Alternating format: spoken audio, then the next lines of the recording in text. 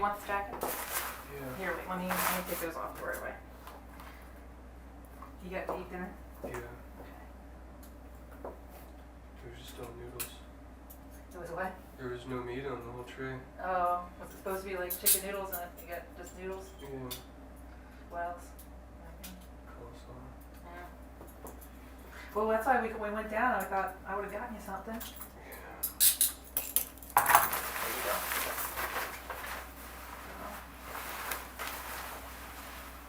And we still can do that, but that's why we kind of offer, because I assumed the food was not going to be too hot there. How you doing now? I have something for you. I don't know if that looks familiar. The handwriting from your mom. If you want it, read it. Kind of. Yeah, why don't you do that? I can tell you it's a good thing. It's not a bad thing. I hear she makes those. Is that a card she made?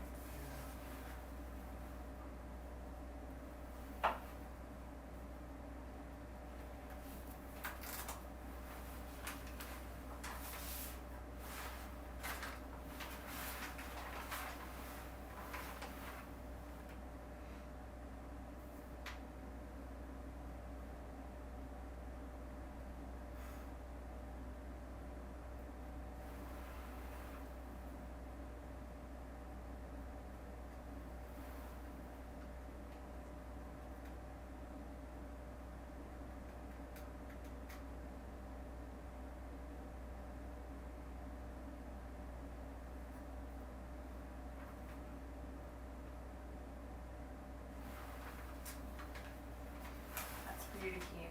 I mean, we went out and talked to her because I just could tell how important it was to you. You know, kind of how she, what we talked about. Well, you can keep it, or if you want to just hold it for now. But I'll just hold it. It was obviously important to you about how you're going to be viewed and if you're going to be supported. And she was without hesitation talking to them and telling them that she loves you no matter what, and she's going to be there for you no matter what.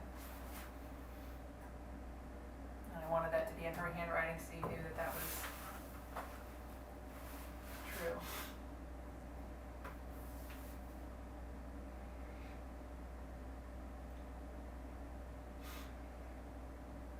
She's going to be there for you.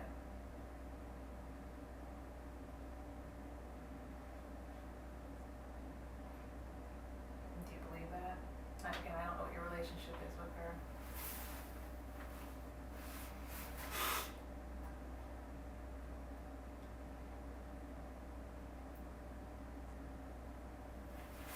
Does that seem genuine to you? What she wrote? Yeah. Good. What were you going to say?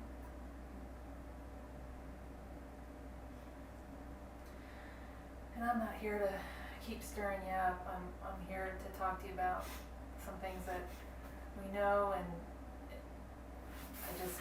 I feel very strongly about what I know and what I know is going to be best for you. And I'm sure I don't doubt at all that it's hard for you to hear that from me, someone you just met today. But I've been doing this for over 12 years, and I know how the system is and how it works, and I just know how important it's going to be, and I know it's important for you to know you've got some support beyond this, and it sounds pretty clear that you do, and you will.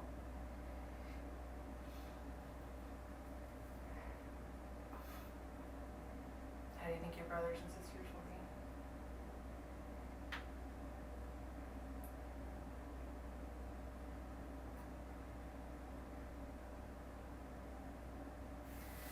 She talked a little bit about your experience, your experience with your dad has been kind of non-existent for a long time, for most of your life, but that he was recently back in your life.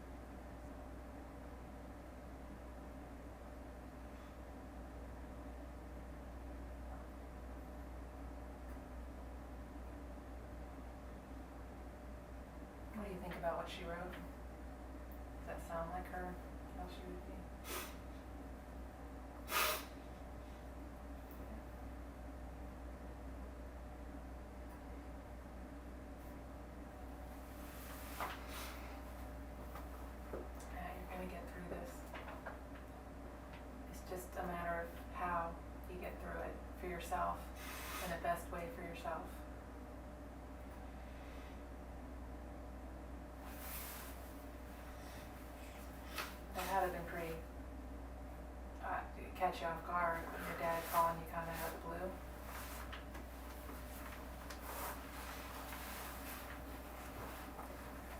I would imagine that stirs up a lot of emotions.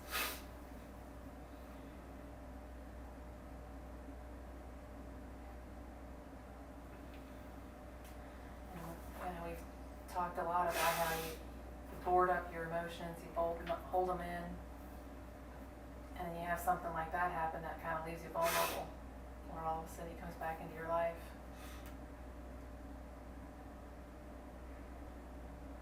That can cause a lot of, emotions that you're not sure what to do with.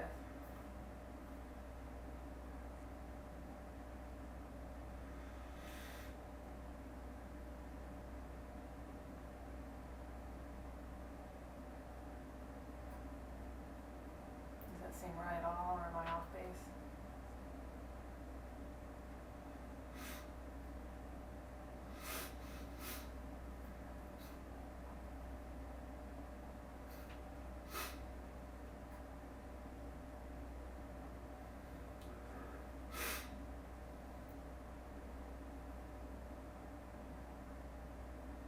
It tells a story, Matt, that I would like to hear about what was going on emotionally for you and physically as well.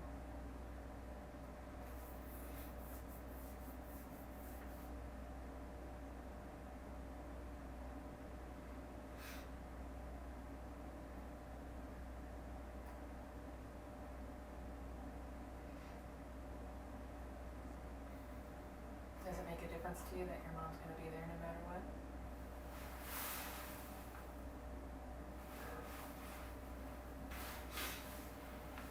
It's comforting. Yeah.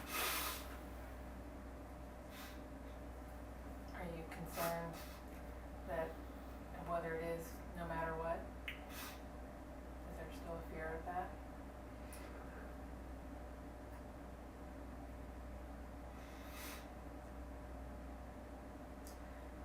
I think in a lot of ways she's probably already thought the worst, and she's still willing to support you. So I don't think you have to worry about how bad it really is and how she's going to feel about that.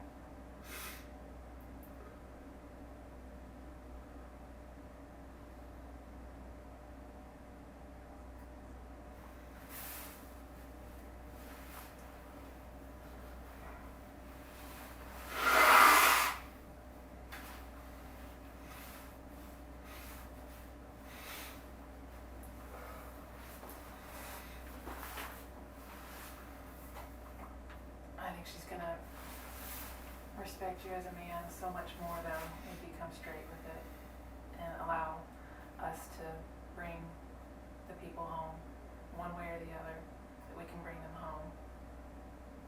And that's going to mean so much more.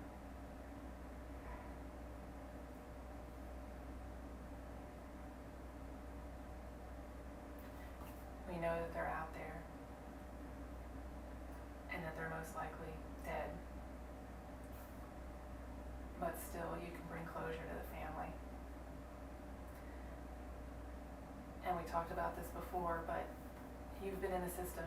You kind of know, and I hope you know from what you already have experienced, that I'm not exaggerating when I say when you give information now, right now, you get credit for that. And the fact is you're here with this. There's no getting around being charged with what's happened. And that's going to happen, and I think you know that. But you got to do what's going to help you the most and get you help the most so that you can be around for your family and be there with them. And that's what I'm trying to get across to you. You know what I'm talking about as far as when you give information that goes towards there's a point system, and you get points for that. And it takes off of your time. And that can only be helpful to you. And that's what you can do for yourself. Does that make sense? Just the concept, just the idea of it. I mean, have you heard of that before? Matt?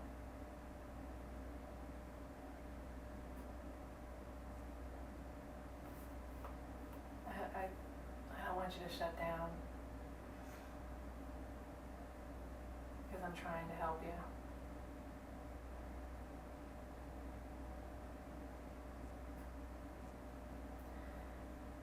I was able to find out a little bit more information within the time period that we were apart, and not only talking to your mom, and I'm real happy we were able to talk to her and know that she does support you, and she'll support you no matter what.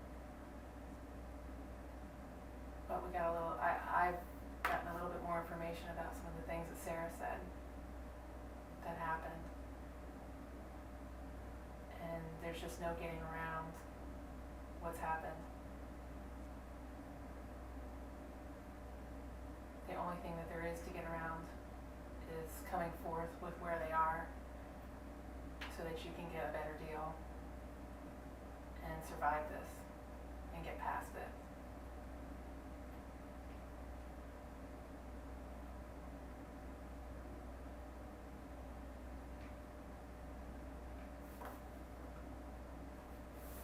I don't want you to shut down, Matt. I want you to talk, even if it's about something else.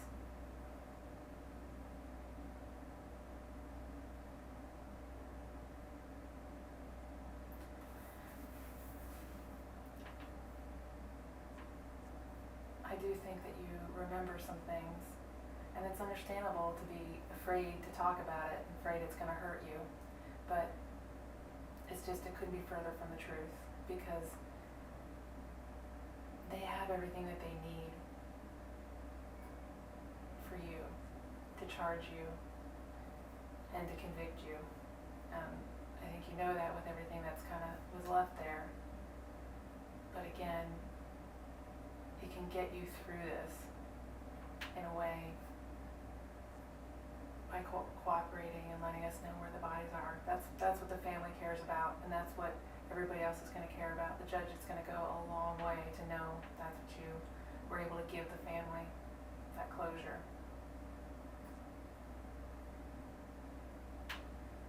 Does that make sense at all?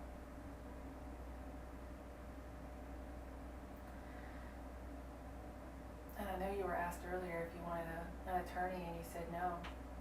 You wanted, I just can only take that to mean there's a part of you that wants to talk and do what's going to help you the most.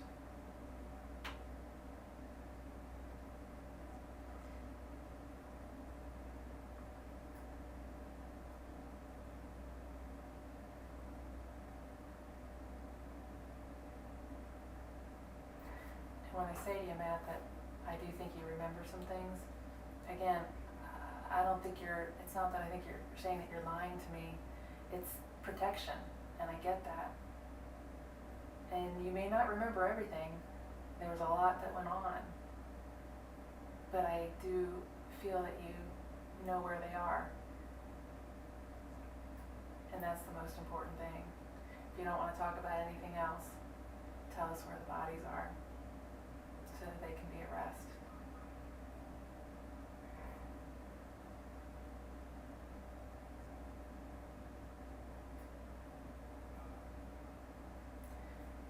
There's no question in their minds that you took the bodies out of there. And they're going to be able to charge you with that. But the question is, where are they?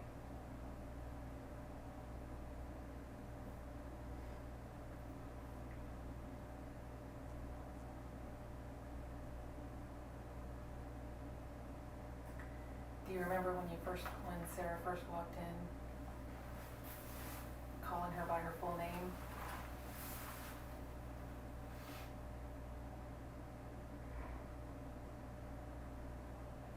You called her Sarah Maynard?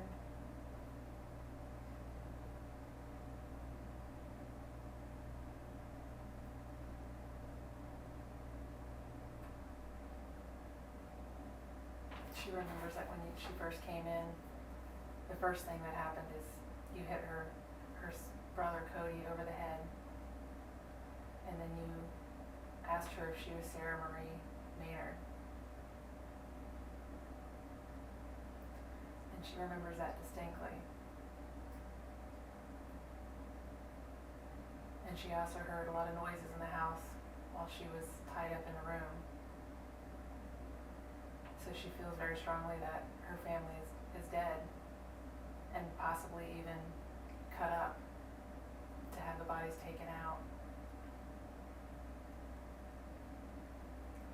And Matt, this isn't a judgment. It isn't. I think very, very strongly that this was emotions that overwhelmed you, and it was a release that you've not done before, but you got to the point where you had to release those now. And maybe you noticed her around the neighborhood, and she was someone that you felt you could be close to.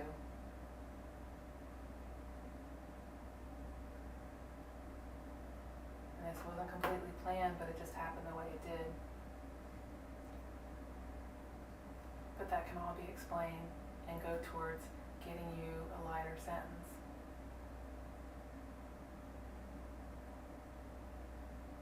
Do you want to get the best for yourself? The best sentence that you can? Does that matter to you?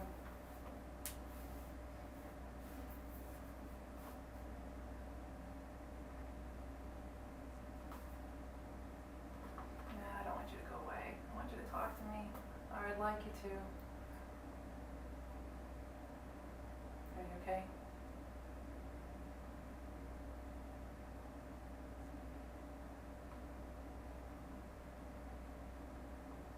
I'd like to know what's going on in your head. And I'm telling you all this because I want to be as honest as I can with you. I didn't know all that before, which doesn't make a difference with us talking earlier, but it just goes a little bit more now to knowing how important it is for you to help yourself. And you can help yourself. And once you hit the courts, it's different. It's just different. They take it seriously, and they look at it that you've helped now, and you've gotten those bodies away from wherever they are now. It's supposed to rain tomorrow, and it's going to mean a lot to the families to know that they can get those bodies out of wherever they're at, so they can be safe and have closure. And there's no doubt that will go for you as cooperation. Because we're obviously at the point where we haven't found them on our own. We need you to do that. So that only can look good for you.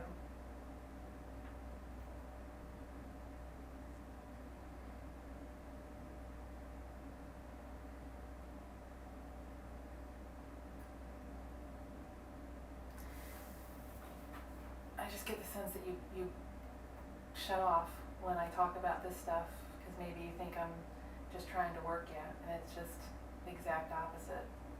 It's what's best for you. And like I said, I think you know that. If you came forward and turned yourself in last time, you know how that works for you rather than against you. And your family wants to be able to be with you and spend time with you.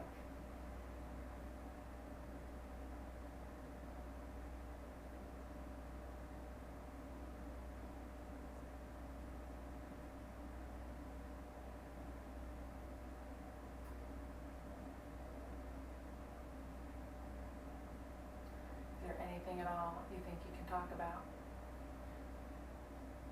that could help you and help us, help Sarah and her family?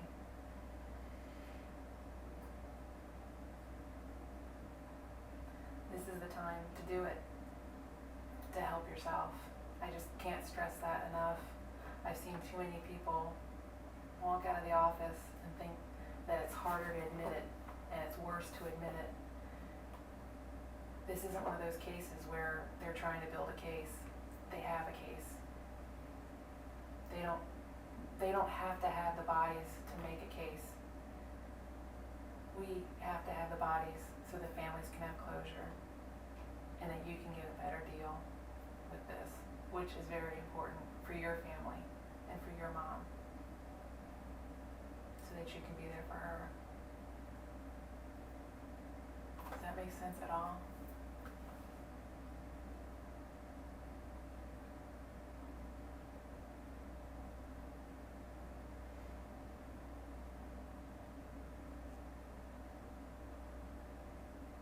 Why are you shutting down?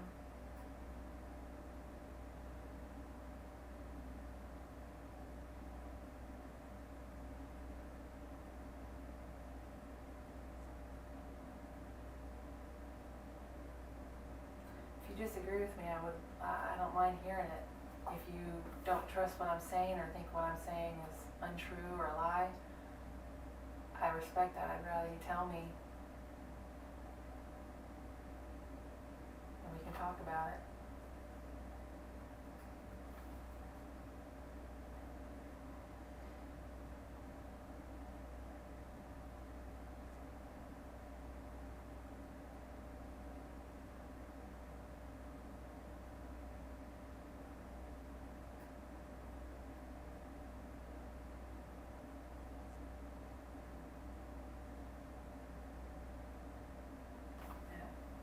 Okay.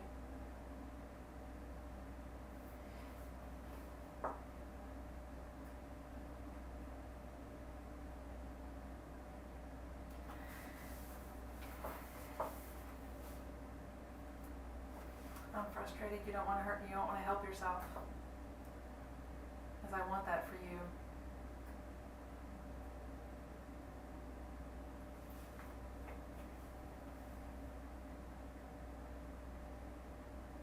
Sarah talked about what happened, but she didn't talk badly about you, and I wasn't lying about that.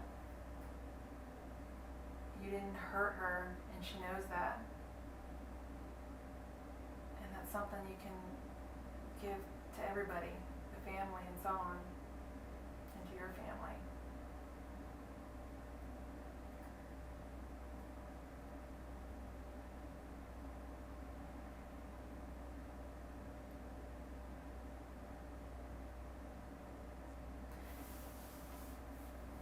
Is making a deal like that something you would ever think about? You don't necessarily, not necessarily now, but you would ever think about?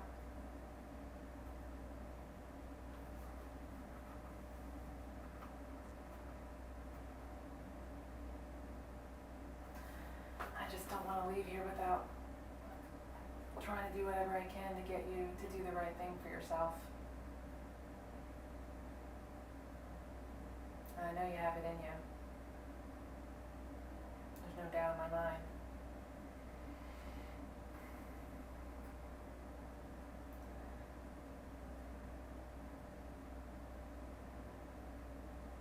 They're gonna make a case. And hopefully they'll eventually find the bodies.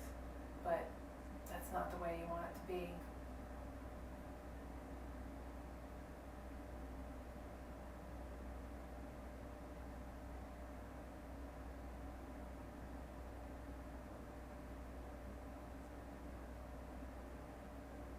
Do this for yourself, man. Protect yourself. And in the same moment you're protecting yourself, you are helping them. You are helping that family, and you are helping your mom. She can hold her head up a little bit higher that you're doing this. And you're being honest.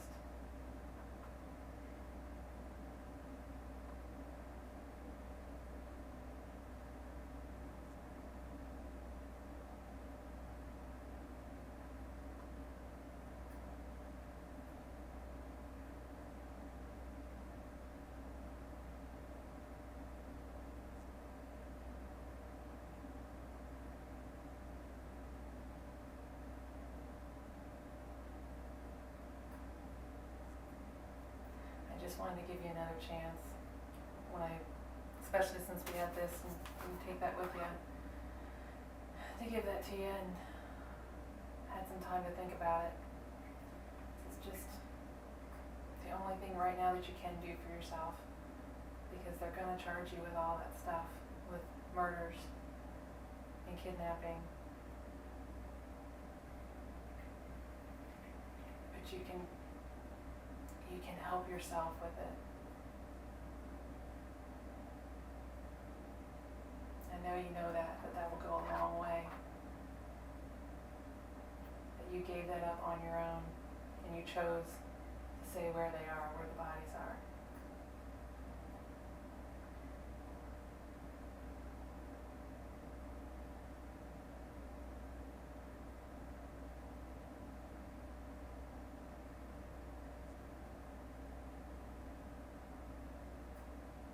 I want to help you. I do, Matt. I wish you'd look up at me to know I'm sincere about what I say. Please look me in the eye and know that I'm telling you the truth, that I want you to know that this is truly how I feel and what I know from what I've worked all these years, that this is going to be the best thing for you on all levels, to say where they are.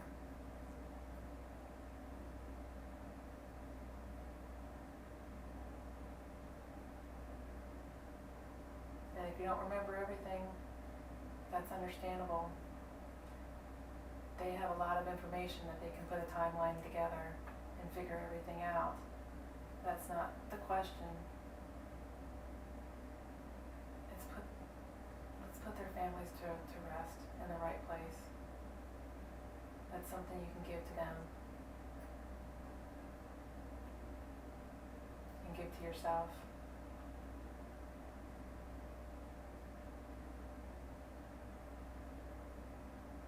From everything you've talked about earlier, I can't not believe that doesn't mean something to you or have some importance to you. This is not who you are. What you did in the last couple days is not who you are.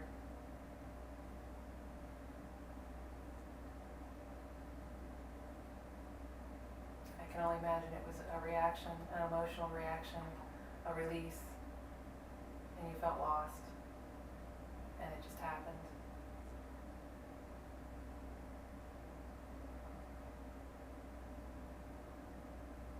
It certainly doesn't look completely well planned out. None of us in any way think that this is something you organized for a long period of time. But your emotions just got the best of you. But you can fix that. I wish you'd look at me because I want you to know I'm being honest with you and trying to be as straight as I can and sincere.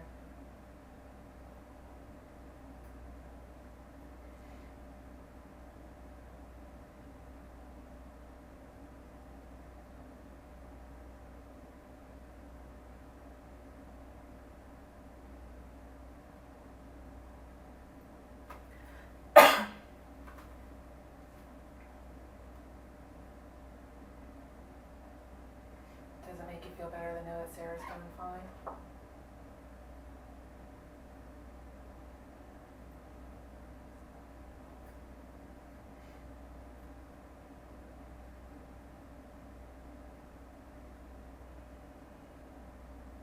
I'd imagine it would, just from talking to you earlier. You said you were happy that they found her, so that she could be okay.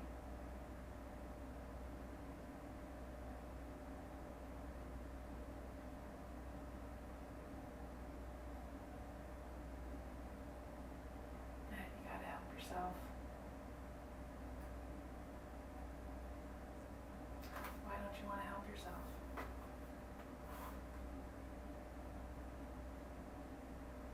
Just answer me that. Why don't you think you're worthy of helping yourself?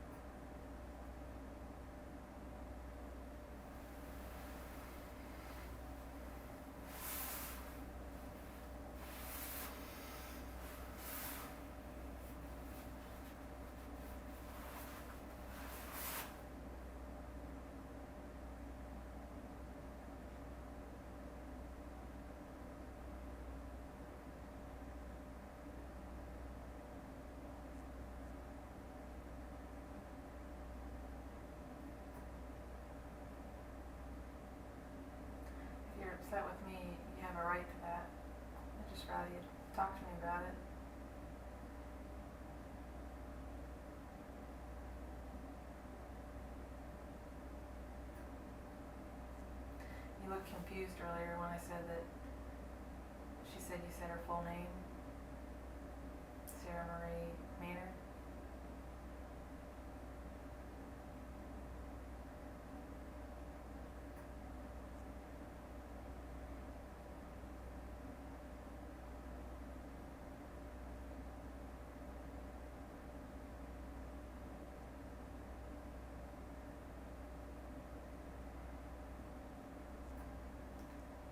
You gotta say your side of the story and explain where it came from. It's the only thing that's gonna help you.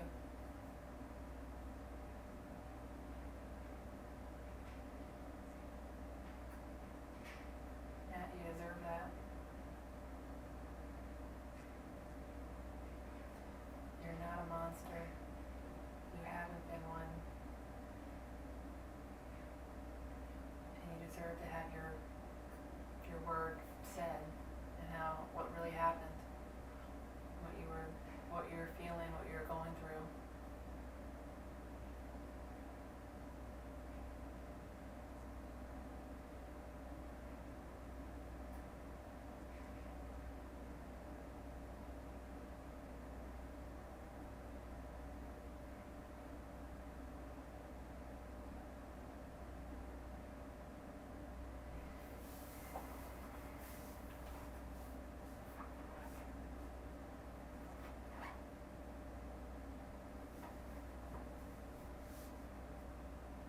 You can tell me if you don't agree.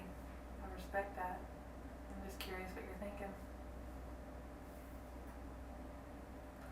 I'll tell you anything you want to know that I know.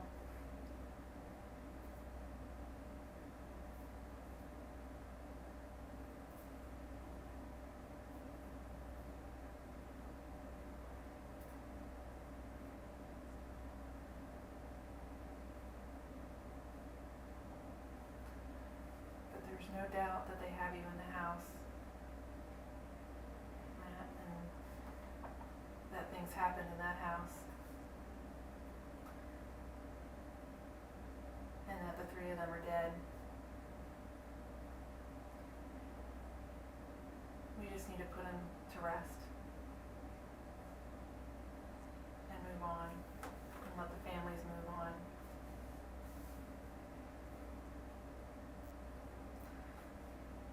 That's something you can give Sarah.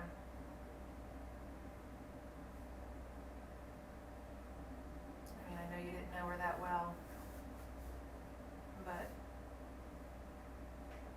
it still was a traumatic experience for her, and this is something you can give her. And in my eyes, that's something that helps people forgive. And people do that all the time.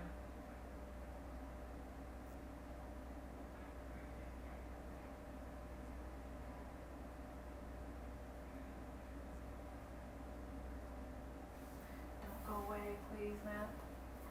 Talk to me even if it's about something else. Where are you going?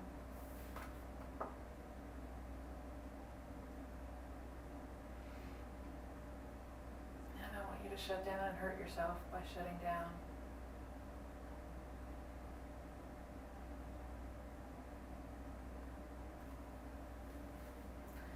What do you want to see happen?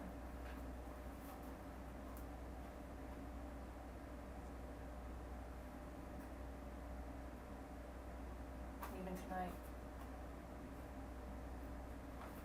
What are you thinking?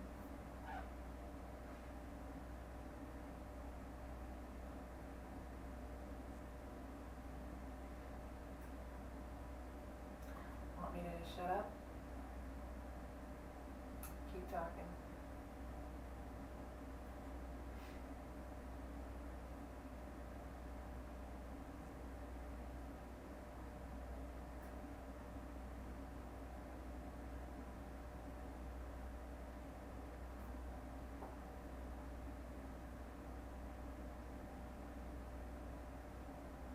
I really would like to hear about your dad.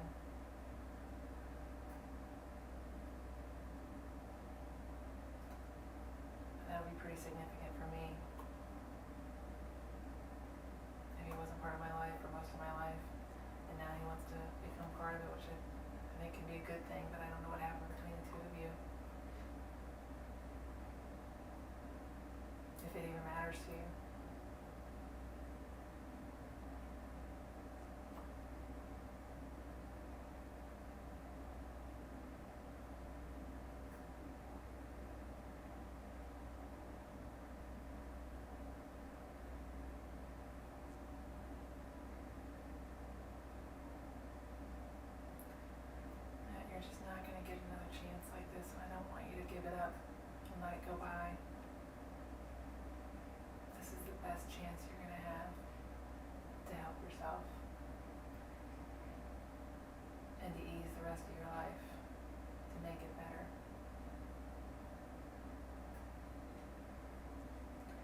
aren't too many times in life that we know that this is a moment that means everything to us, and this is your moment.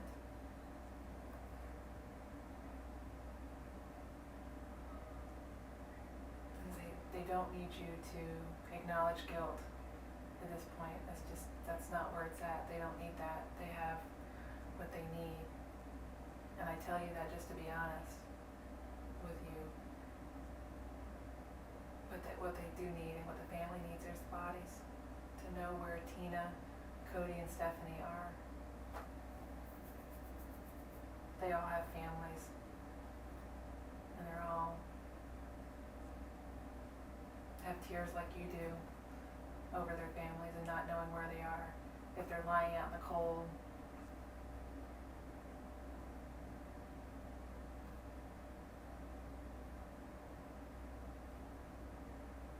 They deserve closure. It'll give you closure too.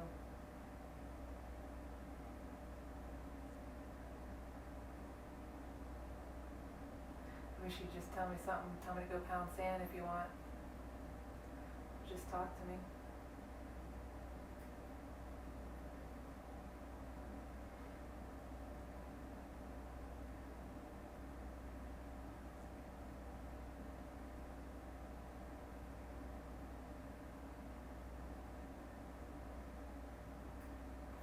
How about if we take you out and drive you around the area? You don't have to acknowledge anything. We drive you around to a couple areas that we've been looking at. You can just nod your head and let us know if we're looking in the right place. It'll still go to help you. What do you think about that? Get you out of here for a little bit. Nobody else will know. We're not gonna, we tinted windows. Nobody will know who you are, where, anything like that. We'll just take you out and drive you around. Would you be willing to do that?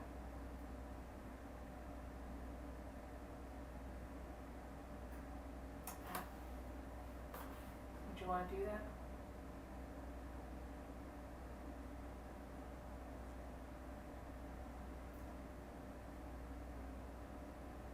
Well, I'm kind of taking that as it's okay that you'll go if you're not telling me you won't.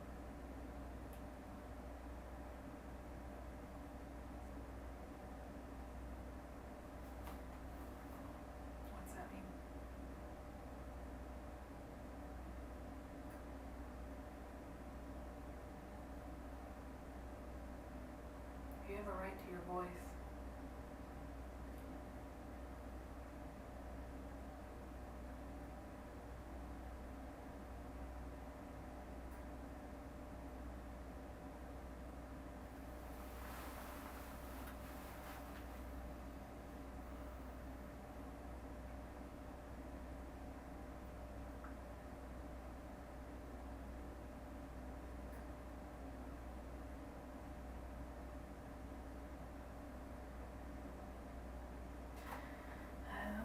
I'm not sure what else to say to you to be more sincere about how much I feel it's gonna help you to be honest about where they are. I feel it in my core that that's the only thing that's gonna help you right now, and it will help you. You hold that in your hand for them. That's a big responsibility.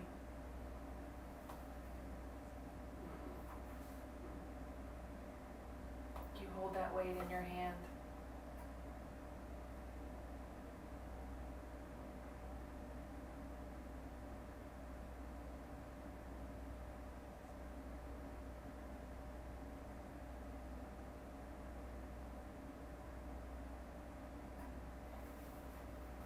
I don't think you're the kind of person that likes to hold on to that, and it makes you feel better to have all this knowledge that others don't, and that gives you a good feeling. I don't see you as that kind of person.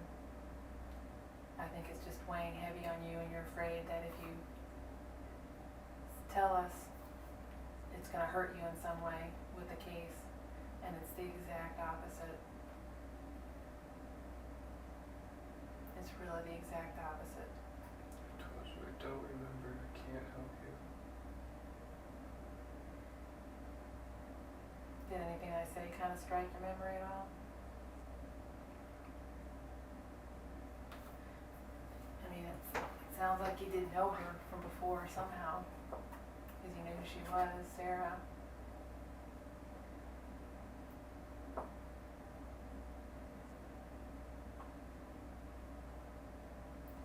And she saw you hit Kody. And I only say that because they know that you were there with them. There wasn't anybody else with you. So somewhere in your mind, you know where they are. You left her alone in the house for a long periods of time and went back and bought those tarps at the Walmart. And the only reason to do that would be to be able to take the bodies out of the home.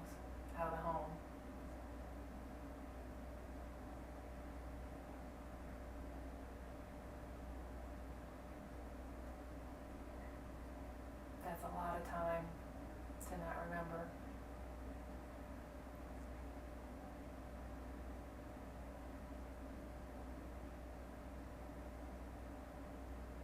It's gonna be better for you. You don't trust me when I say that?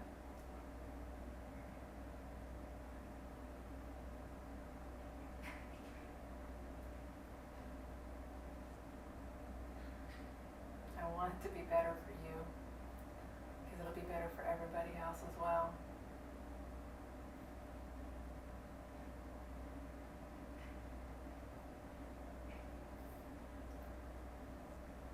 I know you're sure you've heard this before. It sounds like your mom's kind of a religious person, but the truth does set you free, and it does allow you forgiveness. And it gives you forgiveness.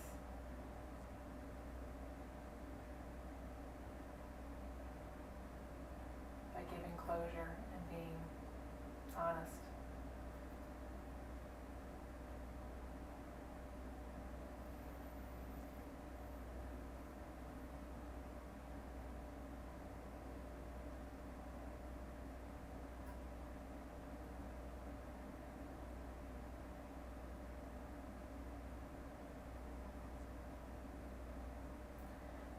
We do know some places that you did go to, that you did drive to, where you had your cars kind of parked and switched back and forth.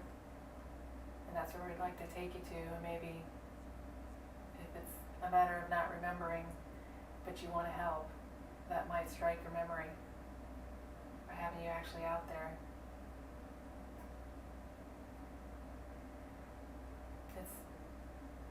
It's going to hurt emotionally, but it's going to be better for you in the end to get it out. It's not helping you to leave it in. It's just not on every level. I don't blame you for not completely trusting me because you don't know me. But hopefully you've learned enough about me to know that I do know what I'm talking about.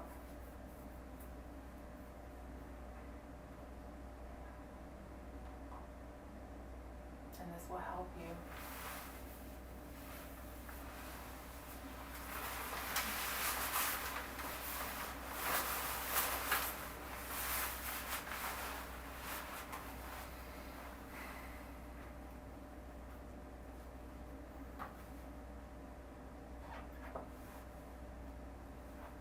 Why don't you tell me what you do remember? You've already said that you remember her in the house, in your house. And having tied her up, just to make sure she doesn't get away, I assume. But there was a time when you left the house and you went back to her house and put the bodies in the tarps, put them in the Jeep.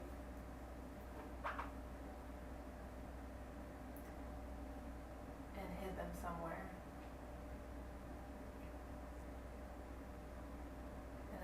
got to be in there somewhere. And if you don't remember it right offhand, maybe driving around will spark your memory.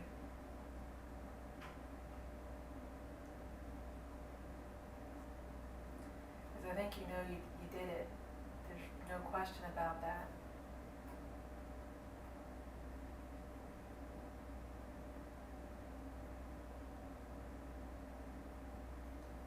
And you can be forgiven for it.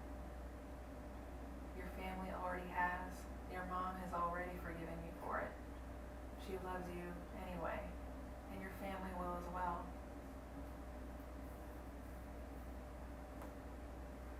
And everybody else will respect you more.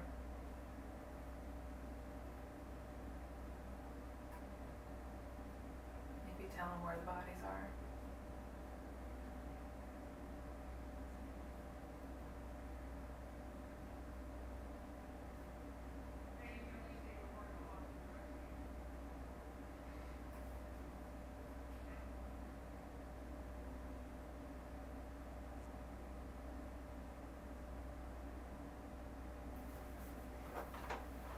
If I'm wrong, I just feel like it's not that you, excuse me, don't remember everything. It's that you feel like it's going to be worse for you if you acknowledge it. And it's just the exact opposite in this situation. It's not like that they're not trying to figure out who did it and build a case. They have everything that they need. And I just want you to know that so that you know what's going to work best for you. And this is the time to do it. It's going to get you so much further in your case for cooperation. You have to know that.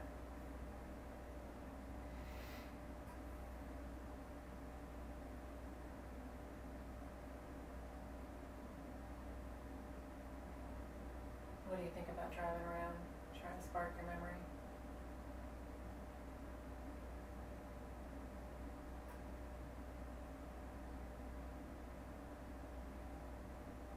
I can go check, see if they can get a car ready. Like I said, we'll make sure we get one that's 10 windows. And we'll go to some of the areas that we know you were at and see if it sparks anything for you.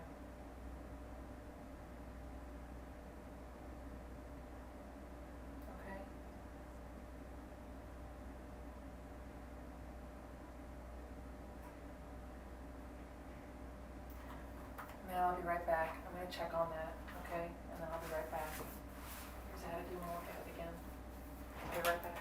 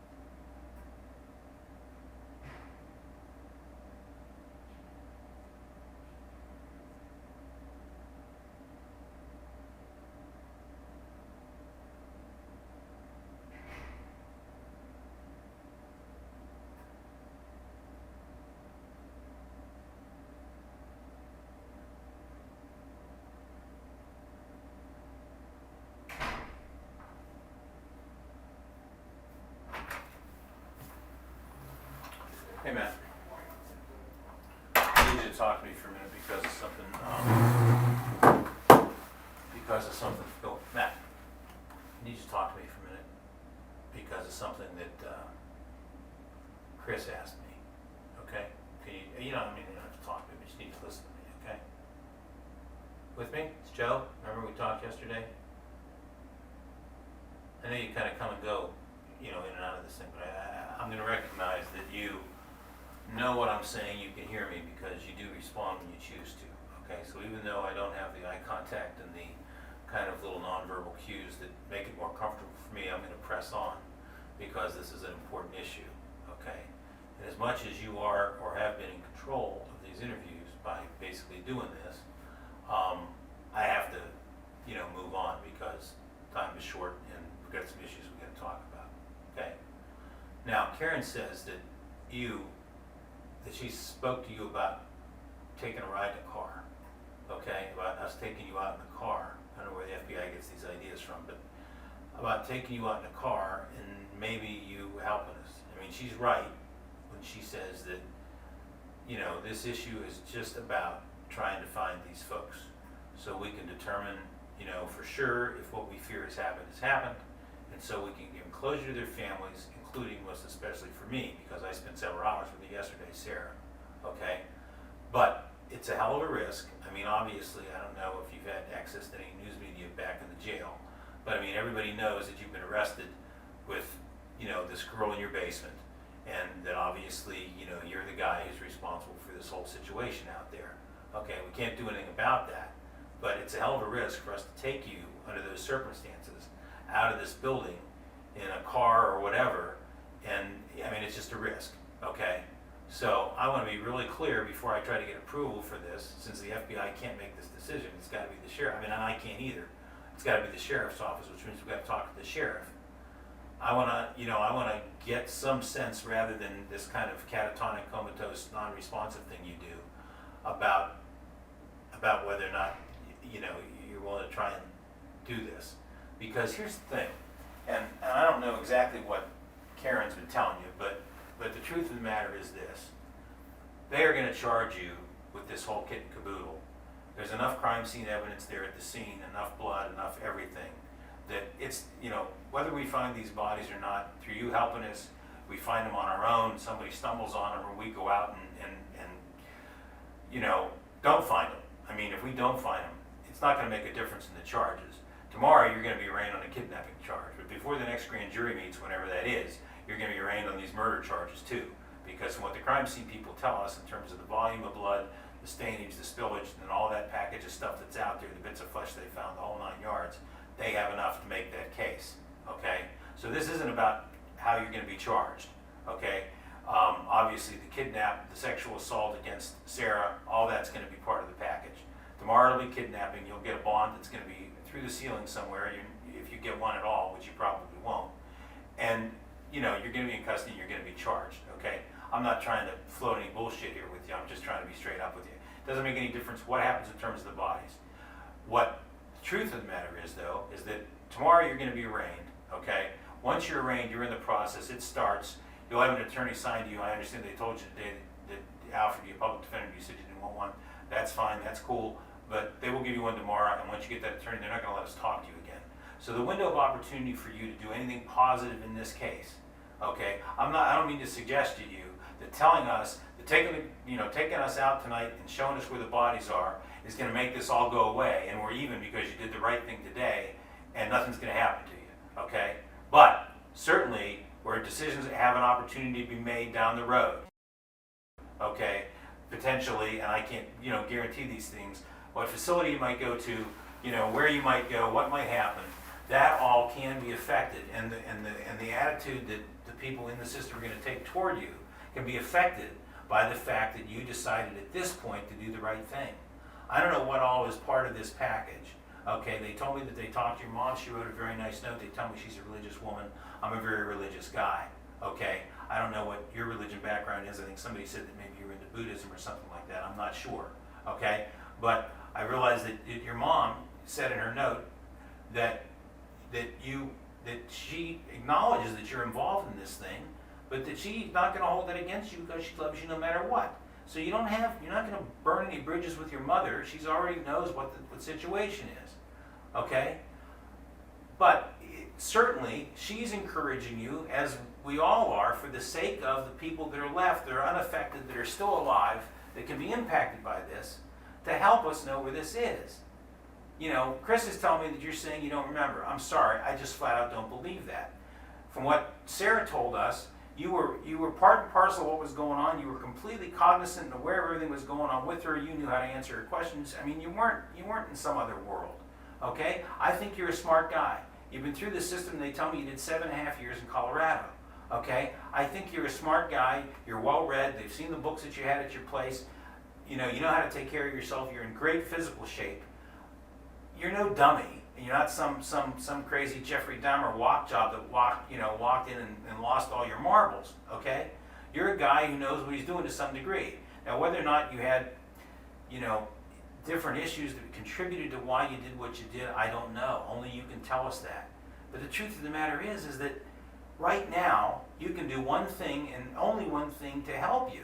And that is to say, look, I'm sorry, I'll tell you where they are because I want to try and do something right at this point. And then we can move on. Okay? That's the only thing that at this point gives you any kind of opportunity to do something positive.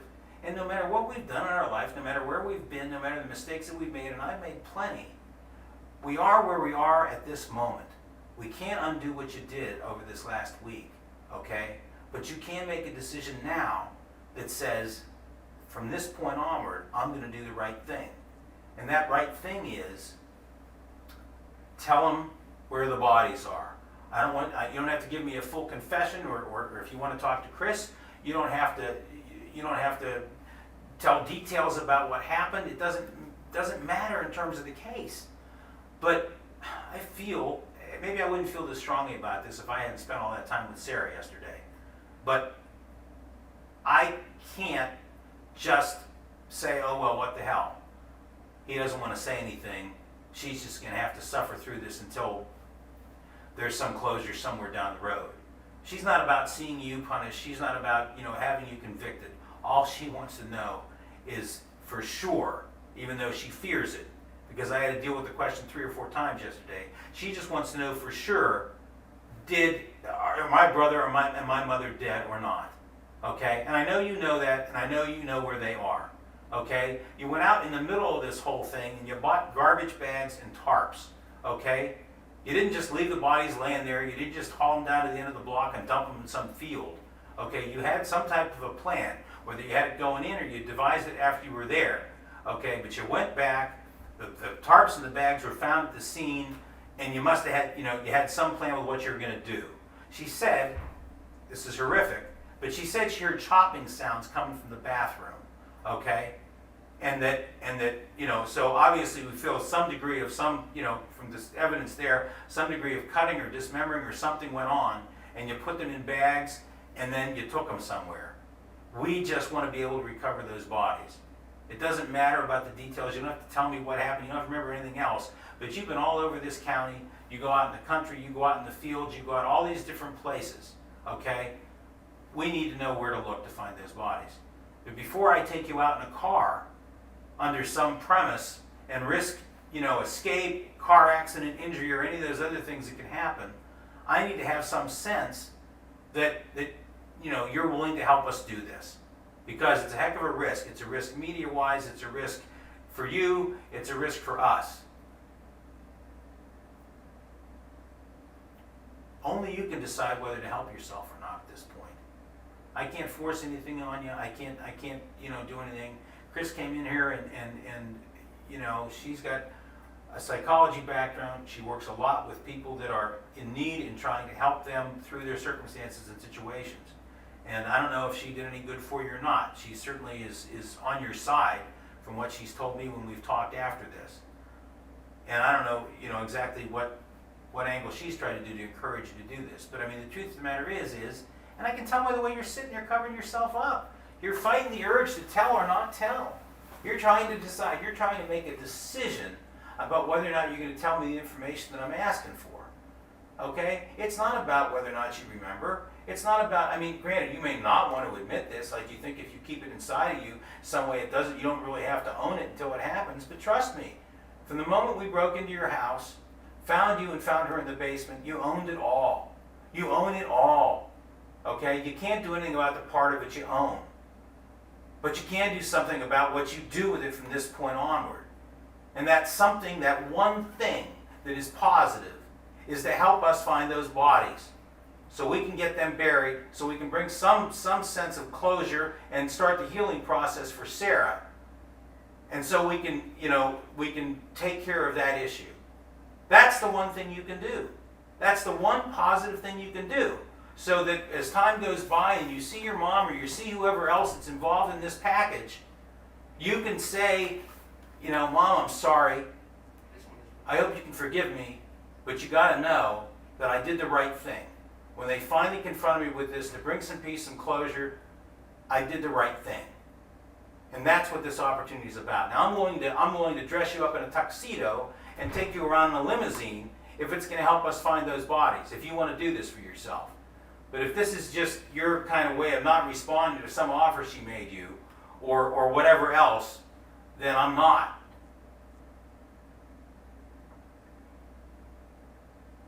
You can put your head down, you can cover yourself up, you can do whatever you want to do, but it's not going to make this go away.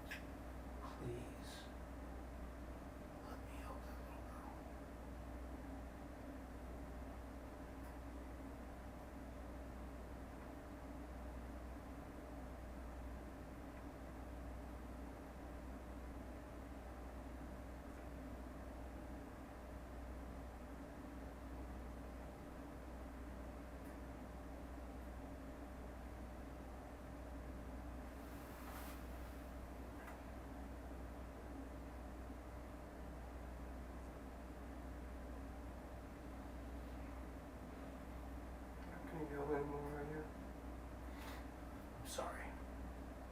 No, I'm not going to yell anymore. I don't know what good it's gonna do. I don't know where to look. I can drive around all night and I don't know where to go. Well, Matt, you did something with them. Did you put them somewhere where they were going to be moved later, like the dumpster? I mean, you did something with them. You went and got the bags and stuff. I mean, the blood was in the back of the Jeep that you were driving.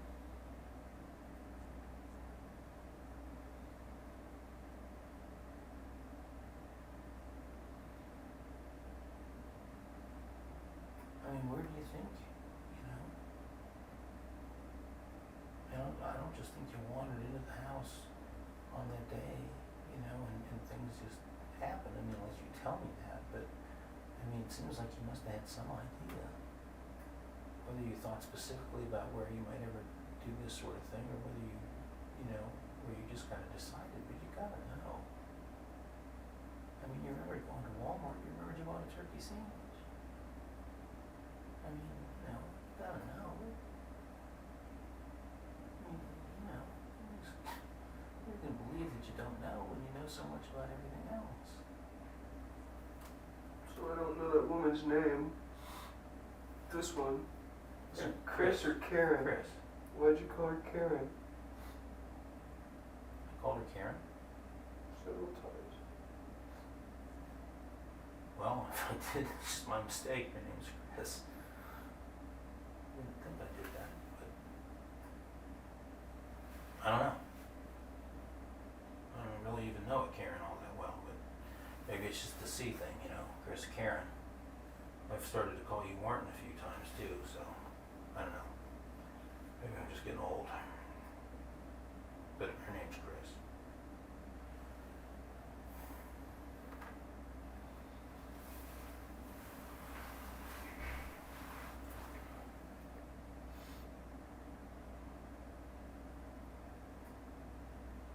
I don't see what driving around's gonna do. Well, Matthew, we should just, you know, would you just have a little bit of a conversation with me about what the possibilities are? Okay? Because, you know, I mean, driving around's not gonna do any good if you bagged them up and put them in a dumpster somewhere and the dumpster's been dumped. We're gonna always have to go out to the landfill and look.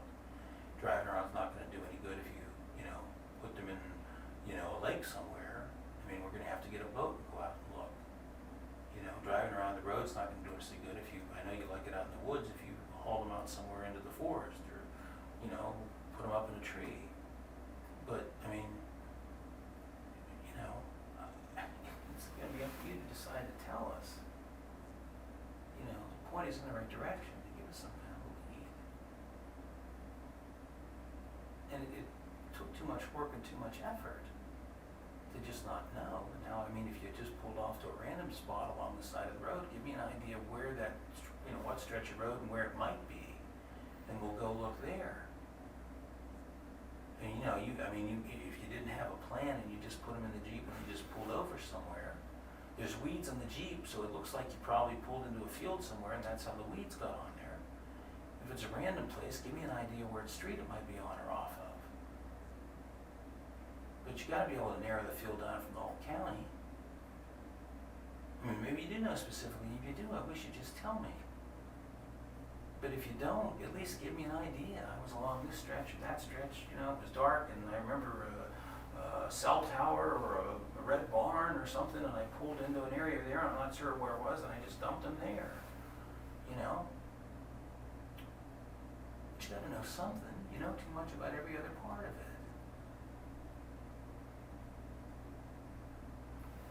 And the dumping itself has to be less traumatic to recall than all the stuff that went on in the bathroom. So, you know, and it was separated by time, and there was a delay in terms of going out and put them in the car. So you gotta have some idea. You're a smart guy, you drove all over the place, you drove cars to different places and switched cars. You know, you parked a car here and you either drove a bike or walked or ran from one spot to another. You went back and you got into another car and you drove your car, your Yaris, and then you drove the Jeep and then you drove the truck.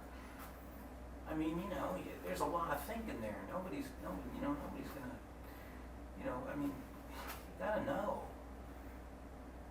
And I'm just asking I'm not asking for the whole story, you know? Just tell us where to look. And I will stand up in court and say that you did. And I will go to Sarah myself and tell her that you did.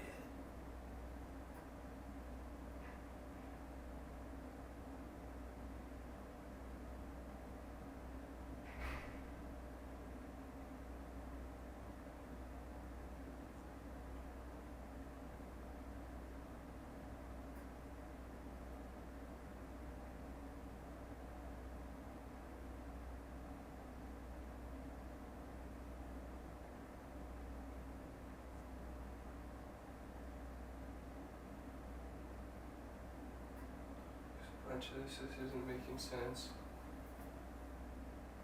Well, what part's not making sense? Her saying that I called Sarah by her name. Well, that's what Sarah told us. You didn't do that? And Sarah said that I killed her dog in front of her. And I hit Kody. I heard her say you hit Kody. I didn't hear the part about hitting. I didn't get the part about killing the dog. I think somebody else got that. But yeah, she said, did you know Kody by name?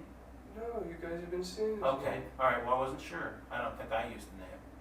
Yeah, she said that they came in the front door and that you kind of surprised them. There was already some blood and some oil on the floor. You surprised them and she ran down to her bedroom and you hit Kody hit somehow knocked Kody down or out or something like that at the door as she ran. And then you followed her down into her bedroom and that's where you caught up with her. And then, tied her up or some other way constrained her.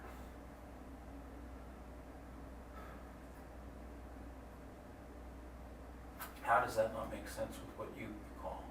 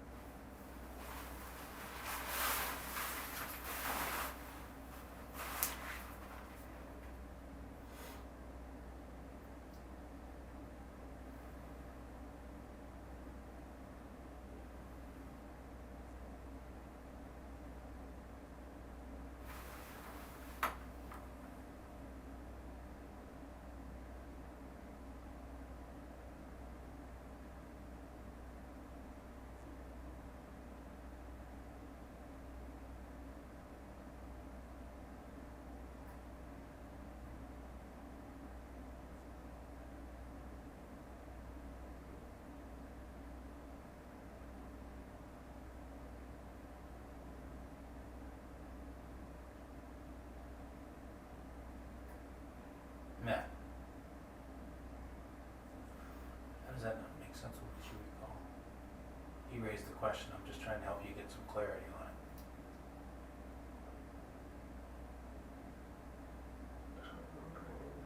Okay.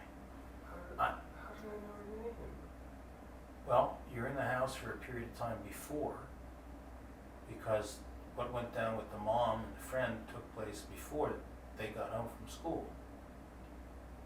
So you could have seen her name, you could have gone down into her room, looked at pictures. She probably has, I didn't do the examination of the house, but she could have, certificates up for, sports or school or something that would have her name on it.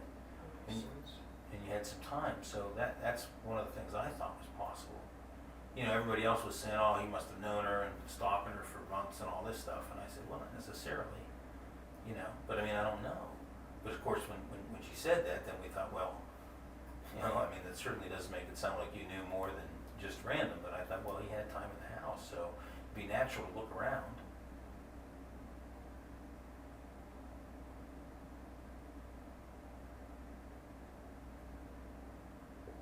According to what she said, the oil had already been spread through the house, by the time she got home, because, they saw some oil and some blood there at the entry. So, obviously, you were through the house because that came out of the garage. She had oil on her clothes and then. Yeah.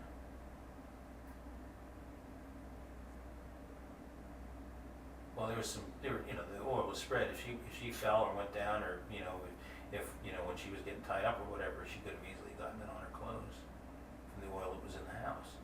She said that you told her that you had spread the oil and you were thinking about setting fire to it, because you couldn't find any gasoline. But then you said that you thought that would be a bit of, I'm not exactly sure of her exact words, a dumb thing to do or a bad thing to do, something like that, and that's why you didn't do that. She's a 13-year-old girl. I don't know. I'm being straight up with you here in terms of what she said. I'm not trying to craft anything or create anything. I'm not trying to make it fit anything. I'm just telling you what she said. But of course, she was, bound, gagged, and tied up in some car or in your basement or closet or bathroom. So, how she recalls things could be influenced by all that.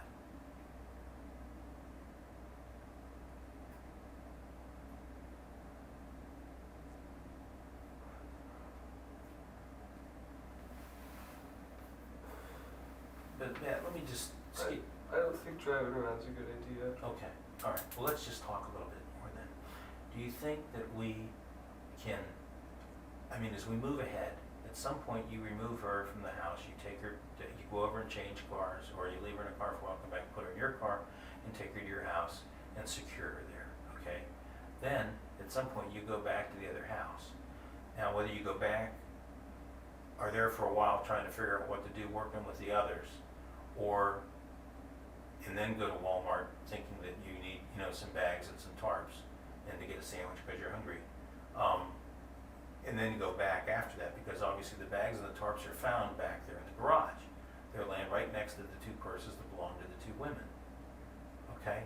So, and then at some point you finish, it doesn't look like you used a lot of the bags and you didn't use the tarps. Okay? But you probably may have thought you were going to use them and then made a different decision or found you didn't need them.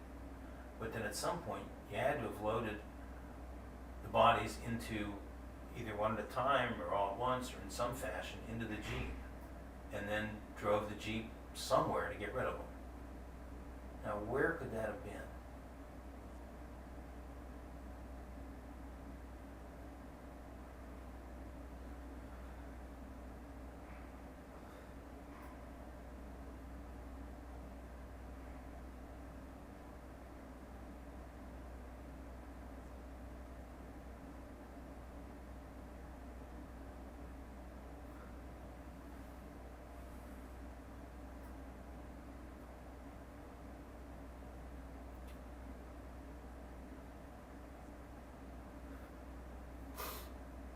Let me ask you this, Matt. Do you think that this thing just kind of happened without a lot of planning? I mean, I'm inclined to say that because Sarah said that when you first tied her up, you used a rope from a sled in the basement. Does that ring any bells? Because what I'm thinking is that, if you've done a lot of planning and you planned all this as opposed to just kind of having a really bad moment and things kind of getting out of control, that you would have gone there and taken whatever you were going to use to tie her up, and that would have been simple enough to do. So, if you didn't have it all planned out, even though you had some time to think about it after things took place and you knew what you had to do in terms of, or at least decided what you were going to do in terms of getting rid of the bodies, that you might have not planned real well where you were going to go. I mean, police came to the door that night trying to check on the house. You may have been out in the car, and when you're driving a car with that kind of cargo, you have to worry about getting stopped by the police. You have to worry about a lot of things. So you might have just thought, let me just, go somewhere, I don't know, a ravine, a bridge, someplace, somewhere along the way where you could drive off the road some distance and get rid of them and then leave. Do you have any idea where that might have been?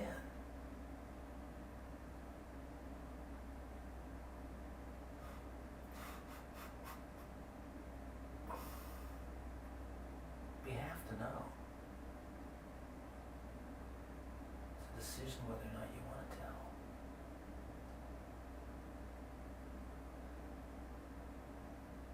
And I think you do want to tell, but it's hard. It's hard because when you tell, you take ownership. And I don't think you want to take ownership for this, and I don't blame you.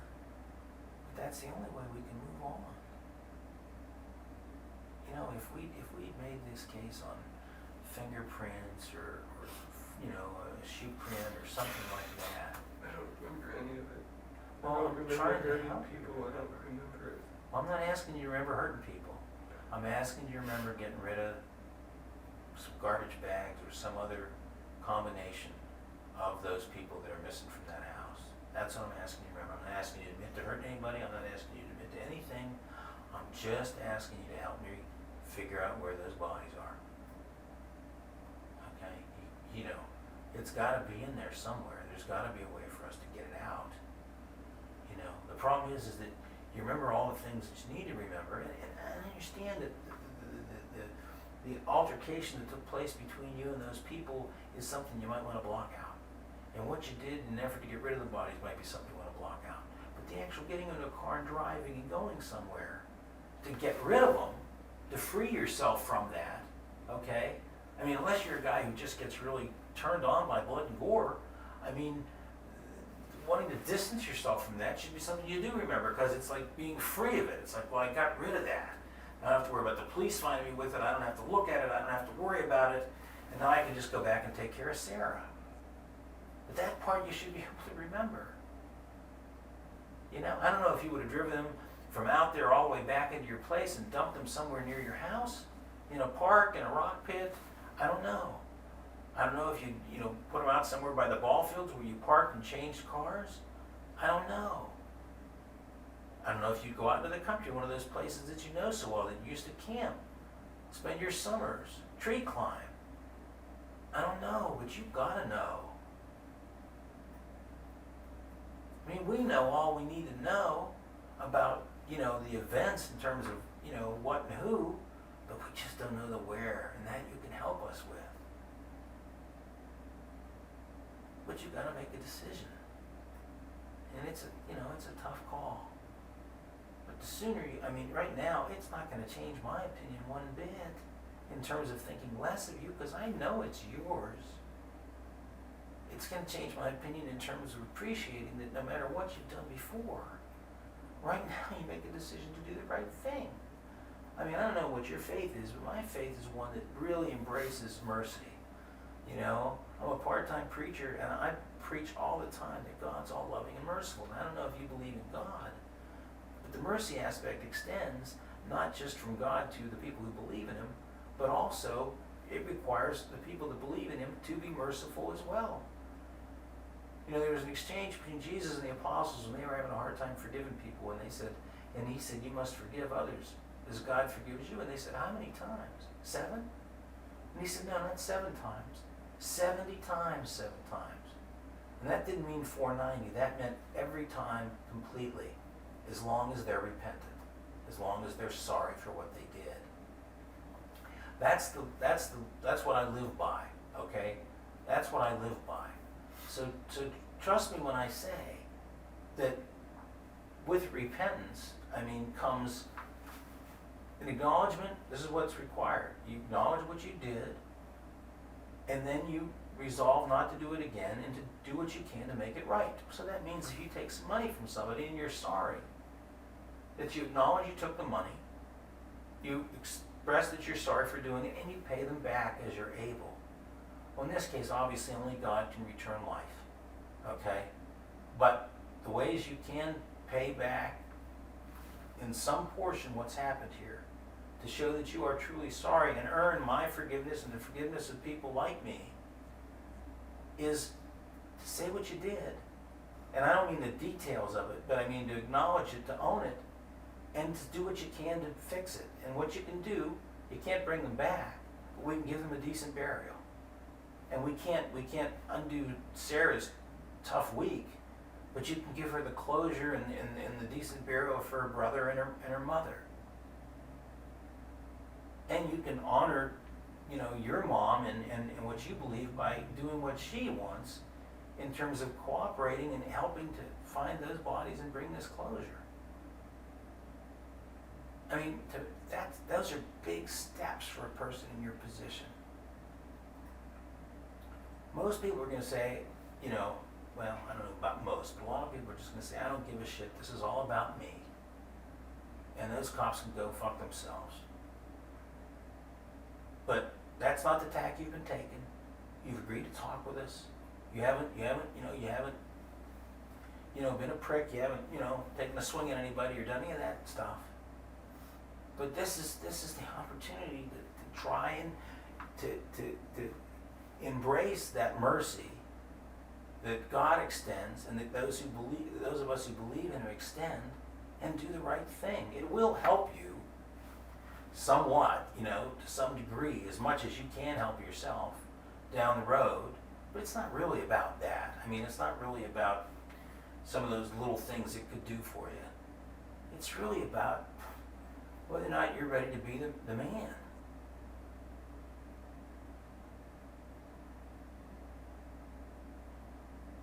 But I think it's a decision you can make, whether it's a compartment in your brain you decide to open up, or whether it's just a simple judgment call you decide to make in terms of doing the right thing now. I think it's within your power to do it. I think you remember, or you're able to recall, if you decide to, where they are. And I just want to find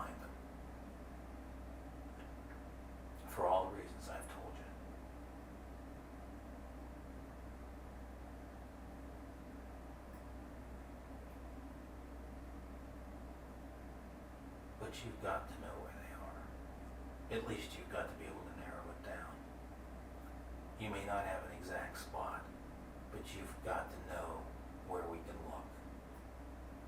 And I don't care if you want to say, well, maybe you should look here, or give me some kind of cryptic indication. You're a smart guy, you're well read, okay? I don't know how you want to, if there's a better way for you to work it in the revelation, that's up to you. You know, if you want to write it on a note, drop it on the floor and let me come in and find it, or slide it into the door so you can claim you don't know where it came from. I mean, whatever makes it work for you, but you got to know. I mean, I prefer that you look me in the eye and say, okay, here it is, but you got to know.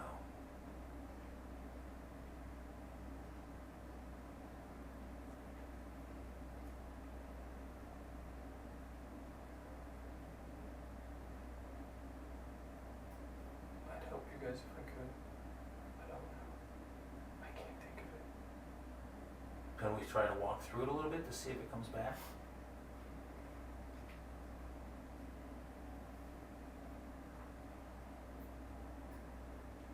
That's why we're talking about taking a drive. That's why we're talking about trying to jog your memory. I mean, if you really mean that. Now, you just said, and I don't know. I mean, I can't read your mind, but you just said I would help you guys if I could. But you don't know. Now, help you if I could means that I'm willing to do what I can do to try and make it work. Well, So if you're a man of your word, if you guys want to go for a drive, I'll go. but Matthew, now I want to trust you here. You're saying I'd help you if I could. Do you really mean that? Okay. So, is there a way that we can, and I'll take you for the drive if you think it'll work. That means that you're sincere about helping us do this. Is that what you're telling me? Okay, I'm gonna set it up. Then we're gonna continue to talk, okay? Because I want to try and prompt your memory a little bit. Is it okay if I have Chris come back in? Or would you rather not? But she might be able to help too. Okay to have her come back in or not? Is that a no? What? Well, it's your call, buddy. I'm giving you control on this one.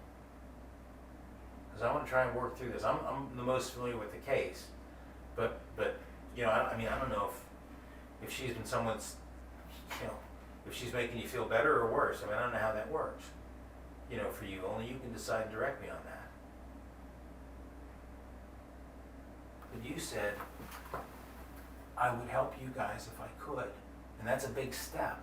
That means a lot to me if you mean that. But you know, like everything else, I'm a man that believes the proof's in the pudding. So all I'm asking is, obviously we need to try and work with your memory. We need to try and help you remember whether we're out in the car or whether we're sitting here in the office. And I'm just trying to figure out the best ways that might work, unless you're just hosing me. But I'm willing to take that chance. Because you've got to know that something will either remind you or bring it back to you. You got to know.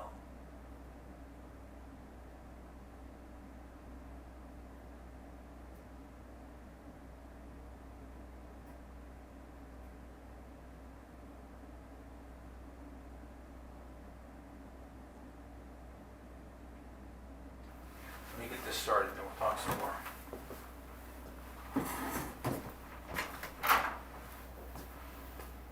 Gary?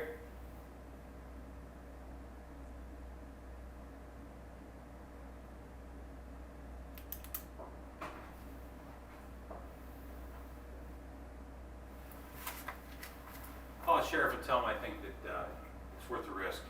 Oh, there you are. Call the sheriff and see if we can get the ride set up. Okay. He says he'll do what he can to help us. All right. We'll give him a chance to prove it.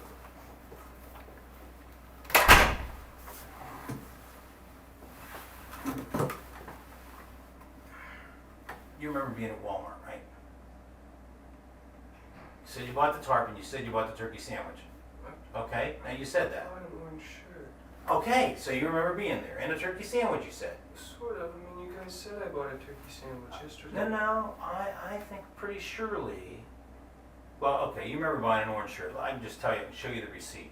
It's got an orange shirt, turkey sandwich, garbage bags, and 2 tarps, okay?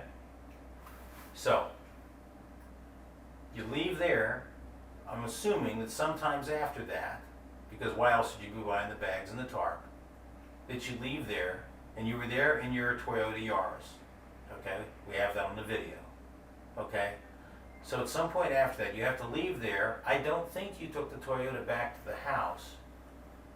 So you've got to drive somewhere and then switch vehicles to take, you know, either the truck, I don't know which other one you would have been using at that point, unless you parked somewhere nearby and they were both still there, but you had to take the truck or the Jeep back to the house.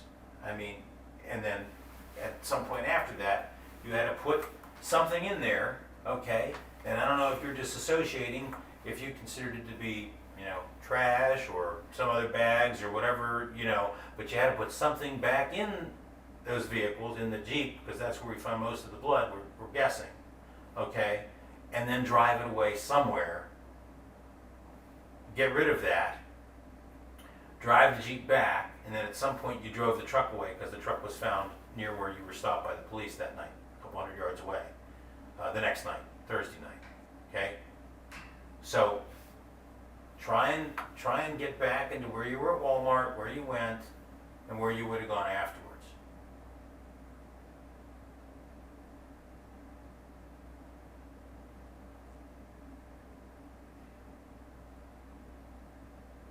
You were coming out of Walmart, you drove around the parking lot for a while in the Toyota. I don't know if you were eating a sandwich because you were hungry at that point, and you know, I'm not exactly sure why that happened. And then you left and you went east, which would have been back toward the house out in Apple Valley.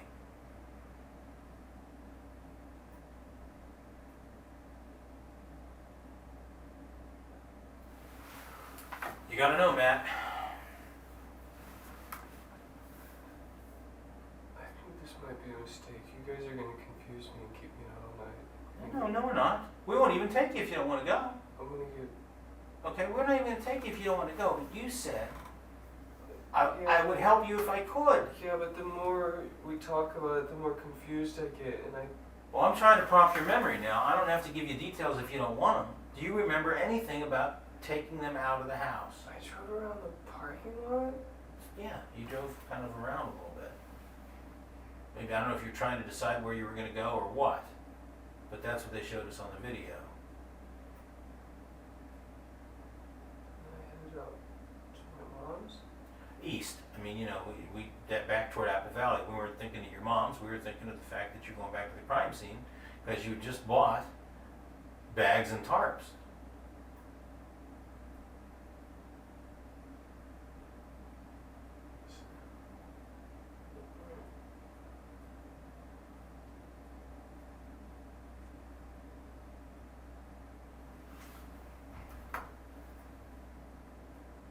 Let me ask you it this way, as a hypothetical, Matt.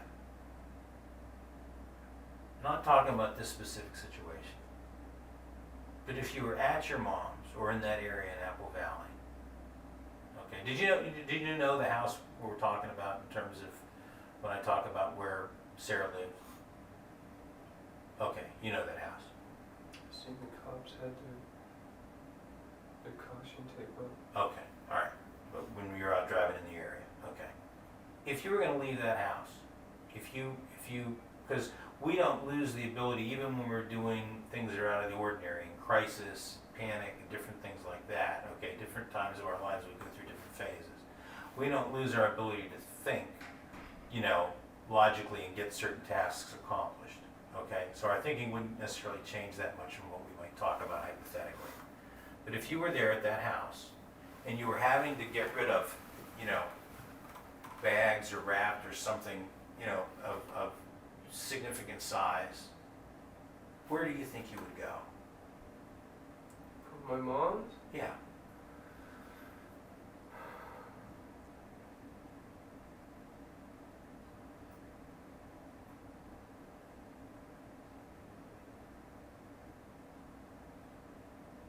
I don't know. Well, just think. there's the field behind the clubhouse, but I've driven back there with a girlfriend. But there's nowhere to put anything. Down Okay. at the lake, maybe. Down at the lake? But I mean, I don't know. I mean, you had time, so, you know, those are places that are pretty close. You mean the lake right there in Apple Valley? Or Yeah. another lake? Yeah, if you go across the street from my mom's, there's the clubhouse, and I've driven in that field before, Mm-hmm. but not recently. I mean, you talked about there was weeds on the truck, so I mean, it was a field. Yeah. So that's where But those weeds are all over the place, so. I would go if I was at my mom's. Right, but I mean, let's look at it this way, Matt. You wouldn't probably, if you're disposing of bodies, you wouldn't put them right across the street from your mom's. I mean, you'd want to put some distance between them and, you know, your mom's and you. See, Right. this is why that driving around thing is only going to get really confusing. I understand. Because you guys are going to be asking me questions and I don't know, and it's just going to be like frustrating for you. And Well, you're the gonna get reason we're upset, driving and around- I'm going to get upset. Okay, and I don't want you to get upset, but the reason we're driving around, and we don't have to drive around, okay? Remember, I came in here saying that I didn't want to drive around unless there was some value in it, You want okay? to jog my memory. Right, that's the whole point, is will you see something that will, you know, prompt your memory? But I want to talk about what the possibilities would be for that location. Okay, in other words, not across the street, you're not going to put bodies across the street. Thanks. What would you do, you know, from there, you know, if, in terms of a place you might go? I'm going to let you know the man's ready. Okay, well, he's having second thoughts about that one. Okay. He's afraid we're gonna drive him around, confuse him, and get mad. Mm. And I told him all we're trying to do with the drive is to see if something will, I mean, if he's, I don't know if he's, I don't know that area around there that well. I mean, yeah, but you would know how to get, for example, I mean, you spend a lot of time out in the woods camping and different stuff, right? You know, the one guy we talked to said that you guys do a lot of trail hiking. I mean, there are a lot of places in the county that you know. I mean, there are places you would know how to get to someplace if that was what you were thinking. You would know how to get to Knox Lake or some of the other bodies of water if you think, well, it'd be good to put them, put them in a weighted bag and put them in the water somewhere. You know where there might be a ravine or a drop off or something. Or if you're gonna bury them, where there might be some, remote field or something out of the way, in the woods, under leaves. I mean, there's a lot of different options you might have, or in a dumpster somewhere, if you made it look like trash. leaves. I've got a ton of leaves in my house. Yeah, I know.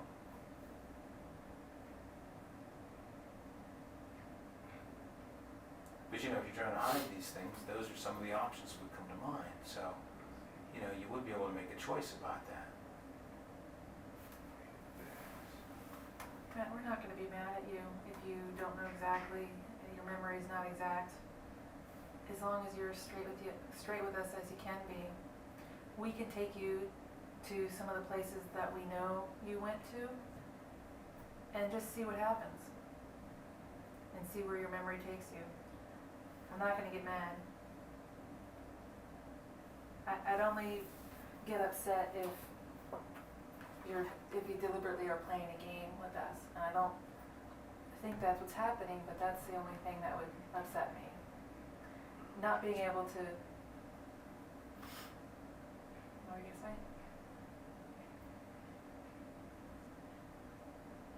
I just think you guys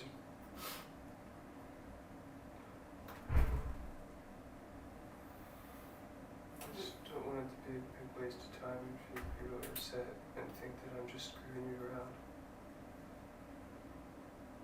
It would only be a waste of time if that is your intention.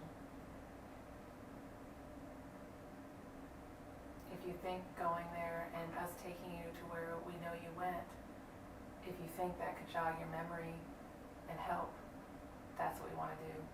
If it doesn't, if it genuinely doesn't, because you have said that you want to know, you're afraid to find out, but there's a part of you that wants to know. If it doesn't happen, genuinely, then it doesn't happen. I'm not gonna be upset. Alright. Yeah, man, if you're able to help us, we're not gonna take you out, we're not gonna have you, go out and, you're not gonna have to deal with any of it.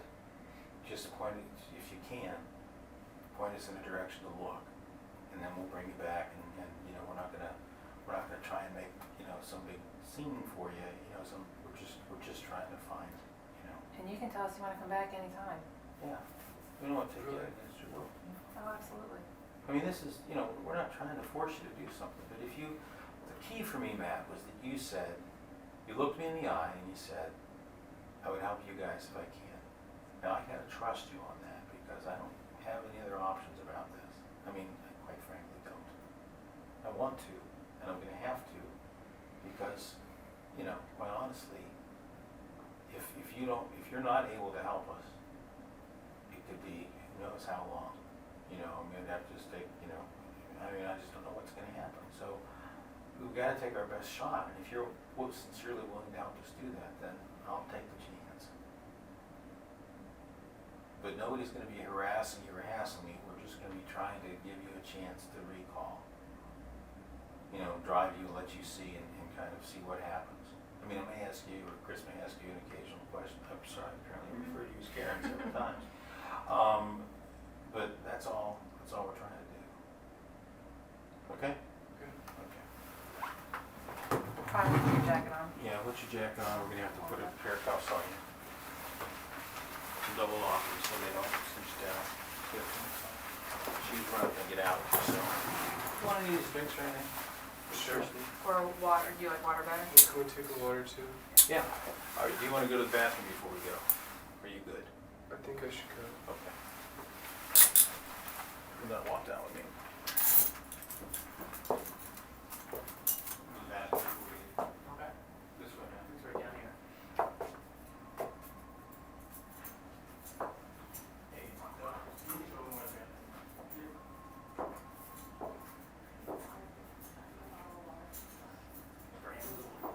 It's lieutenants, absolutely.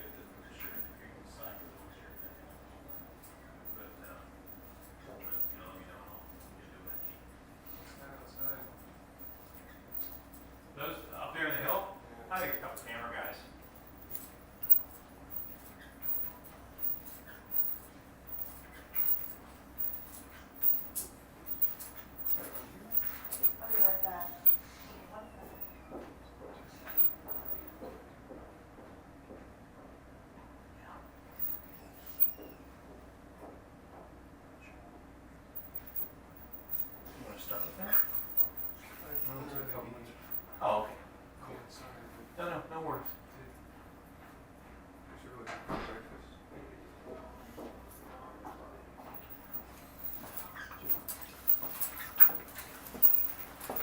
All right. Goes off, let you eat.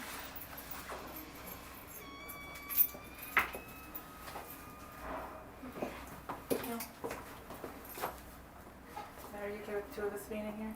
Yeah, and then maybe after 8 or something, I get a bathroom break. Okay. Like coffee and all.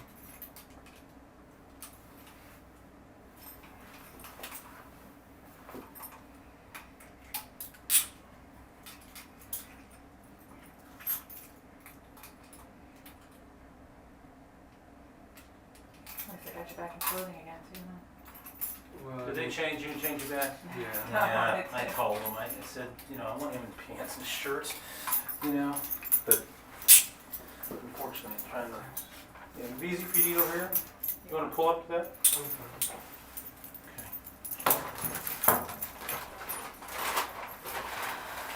Well, Matt, go ahead. 1 second. Oh, okay. Enjoy your, Oh, gee, for a your minute. food. Oh, go ahead. You sure? Yeah. We'll be right back.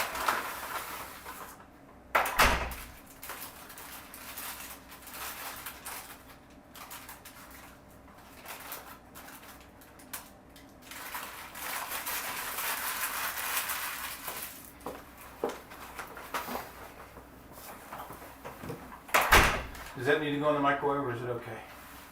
That's good. Okay. Well, Matt, we just appreciate you coming down again. We wanted to talk to you again, but just know that, you know, it's your choice. If you don't want to talk to us at any time, just let us know. Okay? And at any point you can stop it. I just want to remind you of that and know that you have a choice in this. Okay? Okay.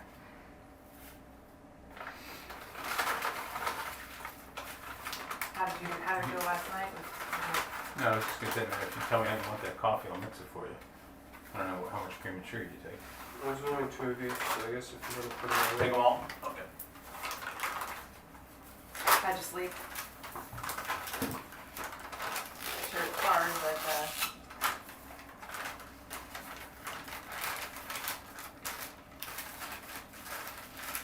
well, while you're eating that, if you want, I have a response. Your mom, after we sent her that, or we didn't send her, he called. When he just called, I want to kind of read so I make sure I say her response to that. She said to tell him that she loves him and always will. She will not try and blame herself, but she wants us to be able to bring those people home to their loved ones. He needs to help us do that. And that was her response, that she loves you, she always will. That she wants to make sure you do the right thing and bring the people home. And that's her main message. See, they had a stir there. Yeah, no. See if I find a spoon.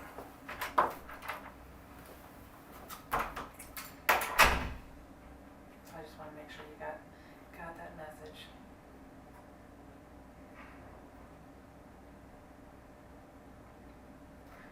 What'd you have for breakfast down there?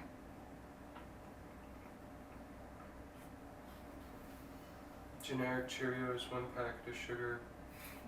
Is that 1 pint or half pint of milk, that will carton, Yeah. and a plain bagel with nothing on it, just a bagel. Yeah, I doubt you're gonna get any hot food, I guess. No meat. That's 2 meals right in a row. It doesn't have any protein. Yeah. I mean the milk, but Yeah. Like you said yesterday, or you're a pretty healthy eater most of the time, try to balance out your protein and your carbs and stuff for the most part, yeah. I try to do that too. I tend to like the carb stuff more, but I try to balance it out.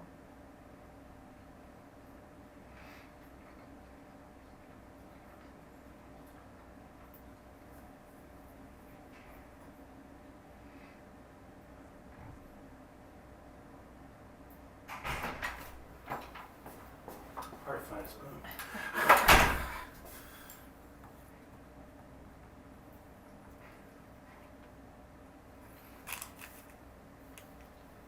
I'll just set it here, Matt, when you're, I'll take it. you take it? Let me take this.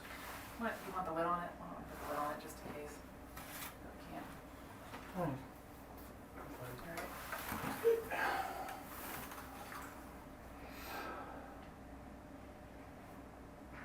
You guys just starting your day? Well, pretty much. It's about 9:30. A little bit earlier. You normally an early riser, or do you stay up late and sleep in? I get up early. I think I love being outside early. I get up early too, but I like being out, whether it's, on a trail or just out and, I'm away from the city noises early and watch it come alive. A lot of the, I'm not a hunter, but some of the people that I know that say that that's the part they like the most about being out in the woods is early, because you kind of watch it come to life. I've thought about taking a camera out there sometime and, trying to just take pictures of it, Yeah, but I like it early. especially in the summer, it's nice and cool. Yeah, It's yeah. perfect temperature. Yeah.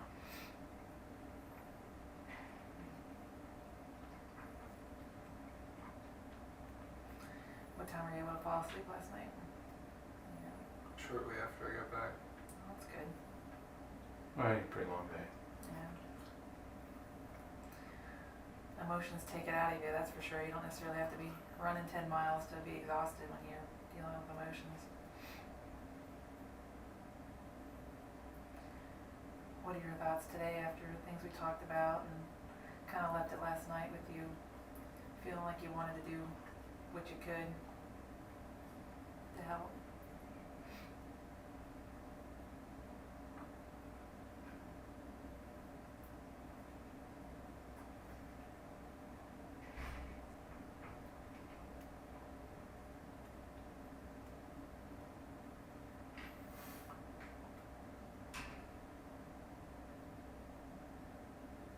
Matt, do you want to have that conversation now?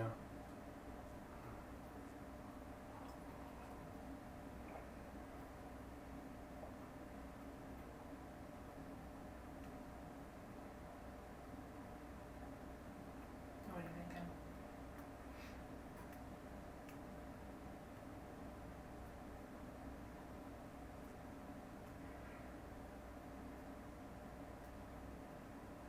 Chris, would you give us a couple minutes? Okay. Would you ask them to turn the camera on? Okay.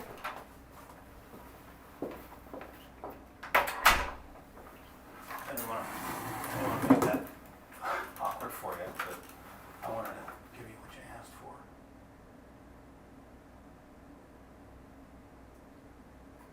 Still coming upward. This is not unusual for us. I mean, a lot of times somebody wants to talk to one or the other. She won't take it personally. So, what agency are you working with? I work with the Ohio Bureau of Criminal Investigation. We're a branch of the Attorney General's office, and we come in and assist other agencies with cases upon request. We're not really a part of any agency, and we don't have a lot of original jurisdiction, but we get involved in a lot of cases. Like we have crime scene guys who do a lot of the crime scene work, and then we have agents like myself that assist with investigations. And we have computer guys that do computers, and we have forensic accountants and people that do finances, and narcotics guys that help with narcotics, drug-related stuff. It's the whole kind of everything that an agency might need, but they're too small. They don't have enough money. They don't have enough manpower or expertise, training, equipment, that sort of thing. You guys don't, or the smaller counties don't? No, we do. They don't. Small police departments in smaller counties. So it's And- like the way the FBI steps in? Well, no, it's actually different. The FBI has some, they do some of that work as well, but in a lot of cases, they have what we call original jurisdiction. In other words, bank robberies and certain federal crimes, they can come in and basically, take over a case. In our situation, we come in only upon request and work with the agency. Now, you know, in this case, the FBI is doing much the same thing that we're doing. They're basically just trying to help. They haven't, you know, they're not taking over the case, but they're trying to help. So, and, you know, that's what I'm trying to do. But it does give, it does, the plus is, and I've had this experience with a number of guys that I've worked with, I mean, guys, you know, have been the focus of a case or the, you know, the subject of a case, like the position that you're in now is that I don't have the same, we can be a little more objective. You know, we kind of look at both sides. We don't have any local pressure on us. We don't, I mean, you know, I really feel like I can be straight and I'm not bound. I mean, the sheriff can't call me in and tell me, you know, I don't answer to him. You know, I mean, we have that kind of outside autonomy, so it gives us a little bit of ability to come in and kind of, you know, relate to you a little bit differently. I mean, I'm not going to lie to you. I mean, our goals are very similar, if not the same, depending on the case. But, you know, I have had, you know, there's more than one time that I've advocated for the person that I'm working with as a result of how things have gone. So when I tell you that, you know, this is what I'll do or what I can't do or, you know, what my position is or I'm, you know, I mean, that's true. Now, I mean, I'm not going to suggest that me trying to take care of you in this situation isn't because I'm also trying to, as I said, you know, deal with victims a lot, take care of Sarah's needs and interests in terms of the family, but that's all part of it's part of who I am and what I do and who I am as a person. So, your authority is over top of the detectives here in the county? Yeah, you know, it's arguable. I mean, I would say in some respects it is. It carries a little more weight. But, you know, technically I think that, you know, they still retain it. But, you know, it's the kind of deal where if you ask somebody in with expertise, you then defer to that expertise to some degree. You know what I mean? So it's almost, you know, more of a, you know, do they look to you in a way that, you know, gives you position versus, you know, coming in and demanding it or taking it, which is actually more important because you know how it is. I know you're a smart guy. The person that, you know, is a leader or a director in a given position is not always determined by rank or position. A lot of times it's determined by who people look to and you know, and give that position to, the real leader. You know, I imagine you've been in that position sometimes in your life.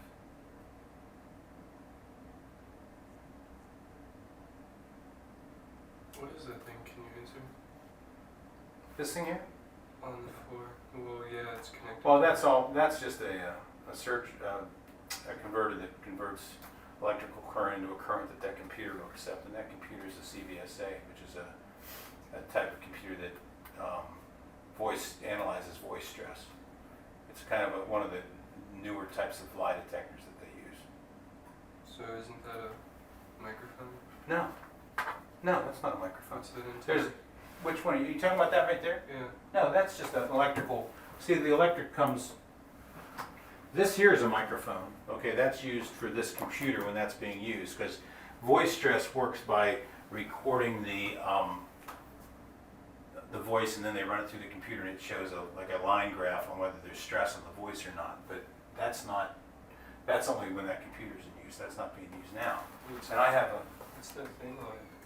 Oh, it's just a strap? yeah, that's a strap that holds the cord to it when it's done. And this is my pocket recorder and it's off.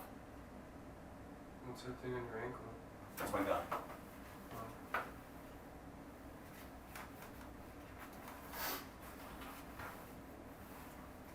Just leave it there.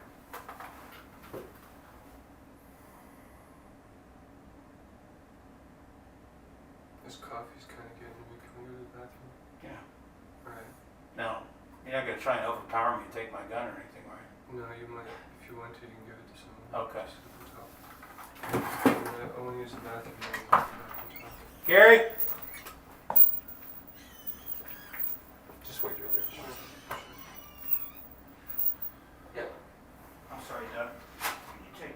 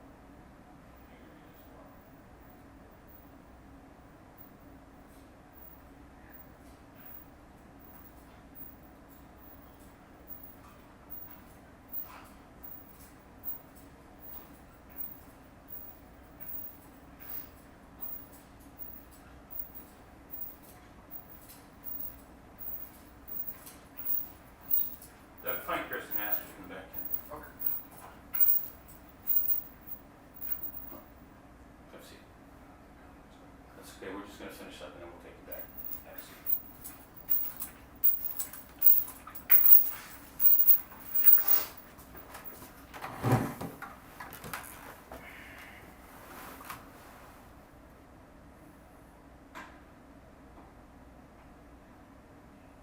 I'm sorry. I feel like I failed you.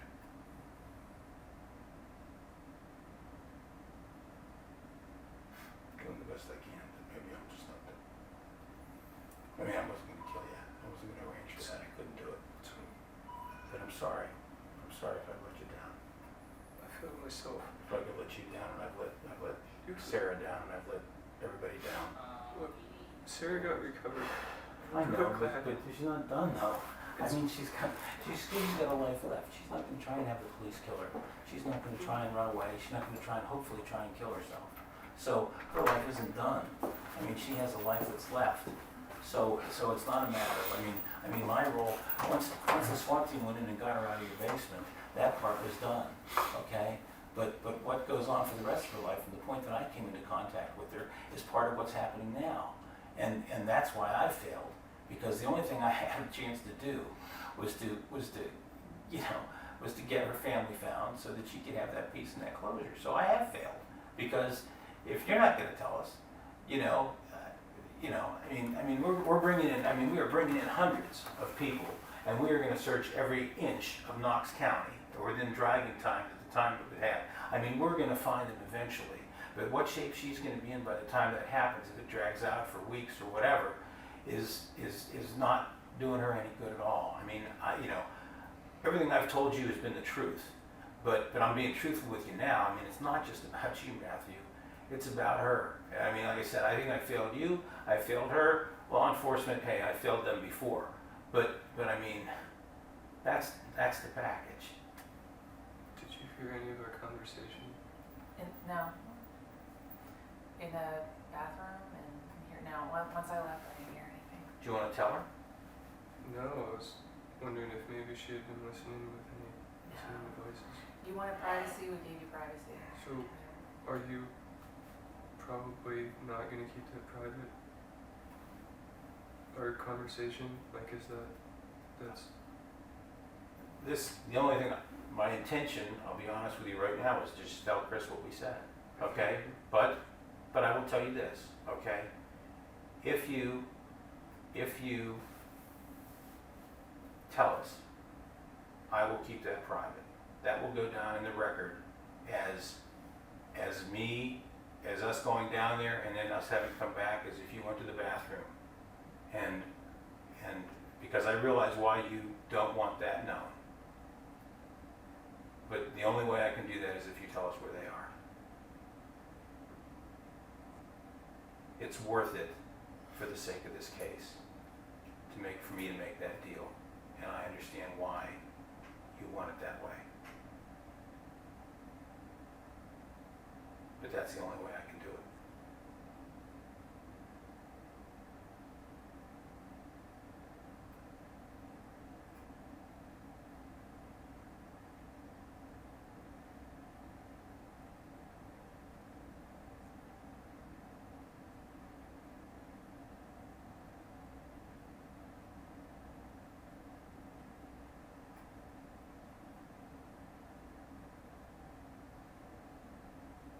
So I had a really horrific dream last night. It was disgusting. It gave me a knot in my stomach and I felt awful. I saw some really disgusting stuff in a big garbage can. And I was hoping I could make some excuse for you guys to kill me.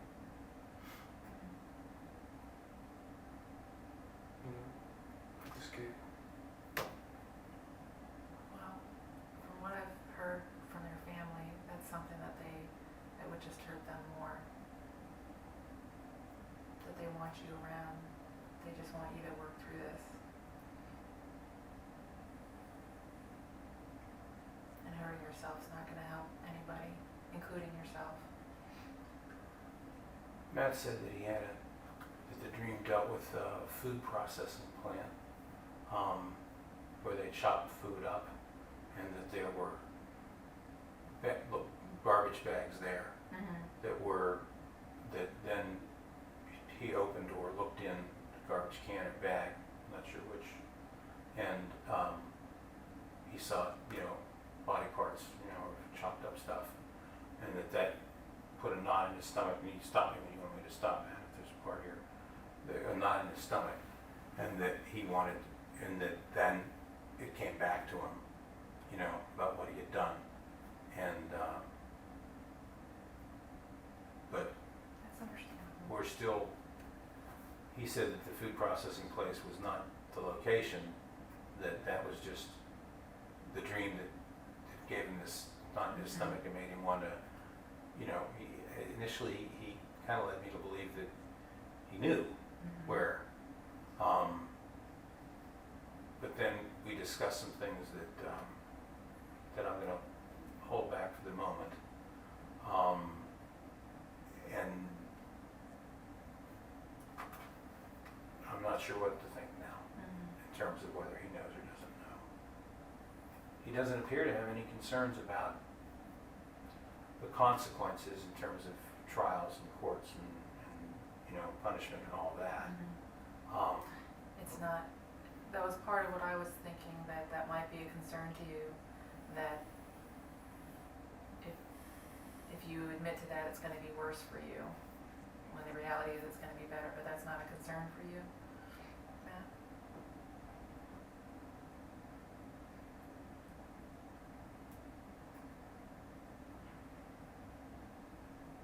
What is a concern for you?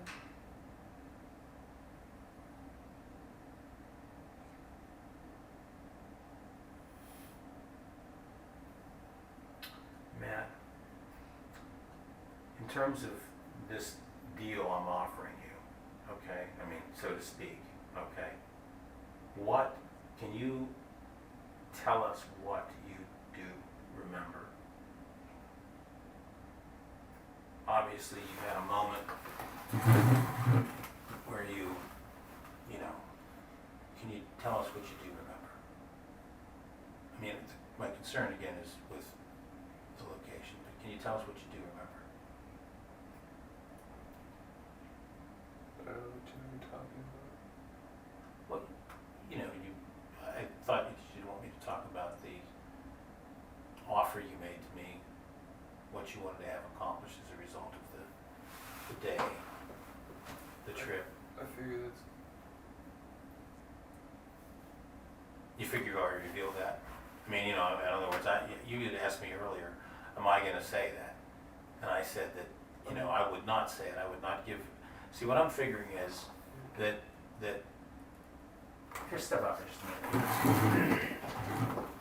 I'll bring you right back in as soon as I cover this, but I just don't want to throw something away. Here's the thing. I was under the impression What about that? you didn't want. I don't think they turn it back on. Is this camera still off? Yes. Okay. I don't think that. Well, Guys, what? let's hear it. What's the point? I thought that what your concern was that I didn't tell them about the desire to have us shoot you escaping or kill you or help you kill yourself. And that because if I shared that then they would go to extreme measures to keep that from happening. Well, I know, I'm but already that's on a, that's, suicide watch and I can't that's even the- have soap but that's hanging because brush my teeth. right. But that's subject to change. That's the whole point. As long as you don't do anything, they're not going to keep you that way forever. But here's the point. I thought you wanted. The way I was understanding what you said before was that if I don't reveal that, if I keep that a secret, okay, then at least that gives you the opportunity to carry that out at some point if you want to. And I'm willing to keep silent on that if you tell us where they are. But if that wasn't what I understood you to be saying, but that's what I thought. Man, I'm doing what I can here. I can't take you out and shoot you, but that's what I can offer you. But I need to have something. I need to have that location. There's no trust on either side. There's no way of proving that what I give to a lawyer is real or just don't know what this is. I know, that's why I said it's one of the reasons that doesn't work. But why not just, And there's Why no not? way you can just shoot me if everyone knows. I know that. If I try to escape, then you have a legitimate reason. But the bottom line is, what does all this have to do with not telling us where they are? How does that hurt things? I don't understand. Well, help me understand. I can't.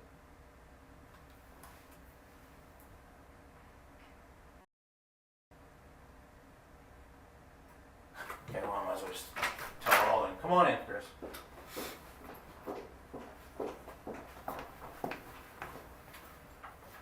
Here's the deal, because at this point, I'm not getting anywhere, and I have to cover my own ass, I'm afraid.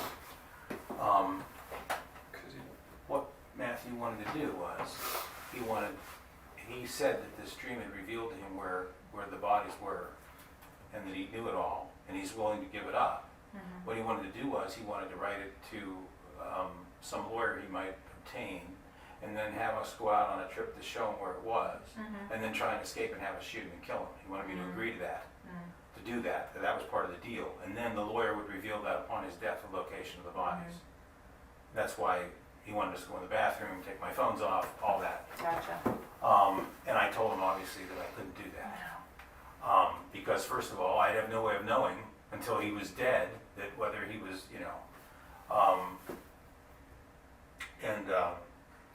and then, since then though, now he said that, I tried to offer him the idea that what I was going to keep secret was that, so that it wouldn't have an effect Mm-hmm. on, I told him that there's no way I can keep him from killing himself. Mhm. Eventually he's a smart guy. Mm-hmm. He'd figure out a way to do it. He talked about running his head into the wall, and knocking himself out.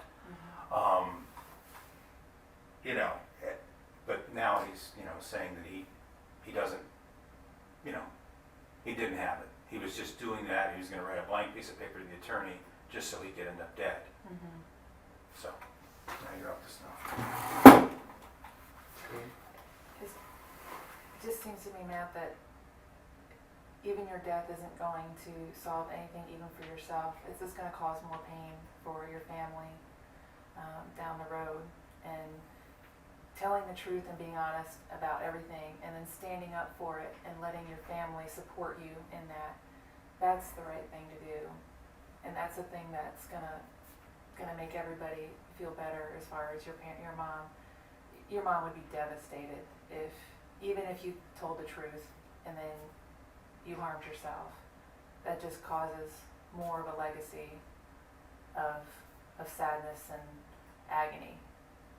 But telling the truth and walking through it and standing up to it and then letting your family stand beside you with it, that doesn't... Does that make sense?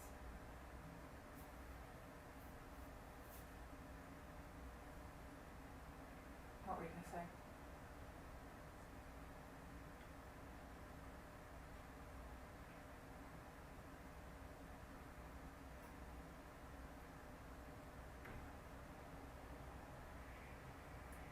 I'm so dejected, depressed, empty. And my stomach is just in a knot. I swear I'm freezing a diamond in there. I just want it to end. That comes from holding all this inside. It comes from being an awful person. But feeling awful is because you're holding this huge weight all to yourself. No. I don't have any weight I'm holding. It's the guilt or shame. But my experience tells me that releasing some of that and not keeping it to yourself really does release some of that shame and guilt. It gives you some power in what you have and getting that knot out. That's always been my experience. It may not feel like it now, but that's what releases it.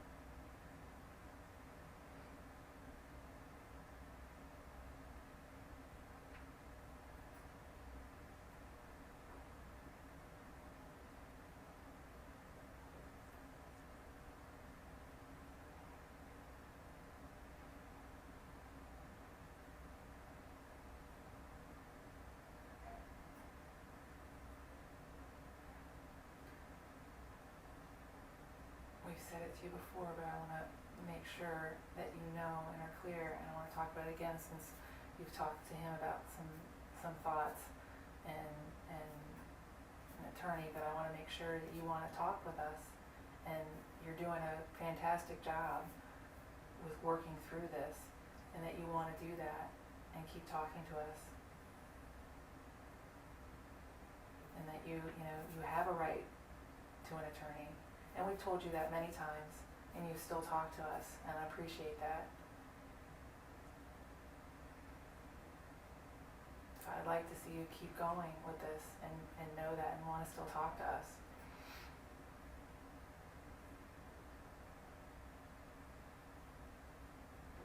It will release some of that void. There's no way to know that until you actually do it.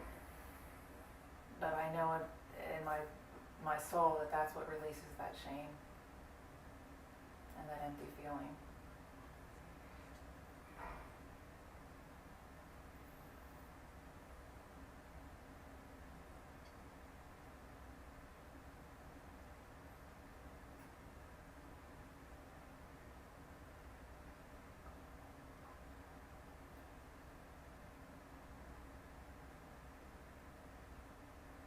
I just see it right on the tip of your tongue, Matt. I see it. You want to do it. And I imagine you're just afraid. Or you tell me what it is that's stopping you.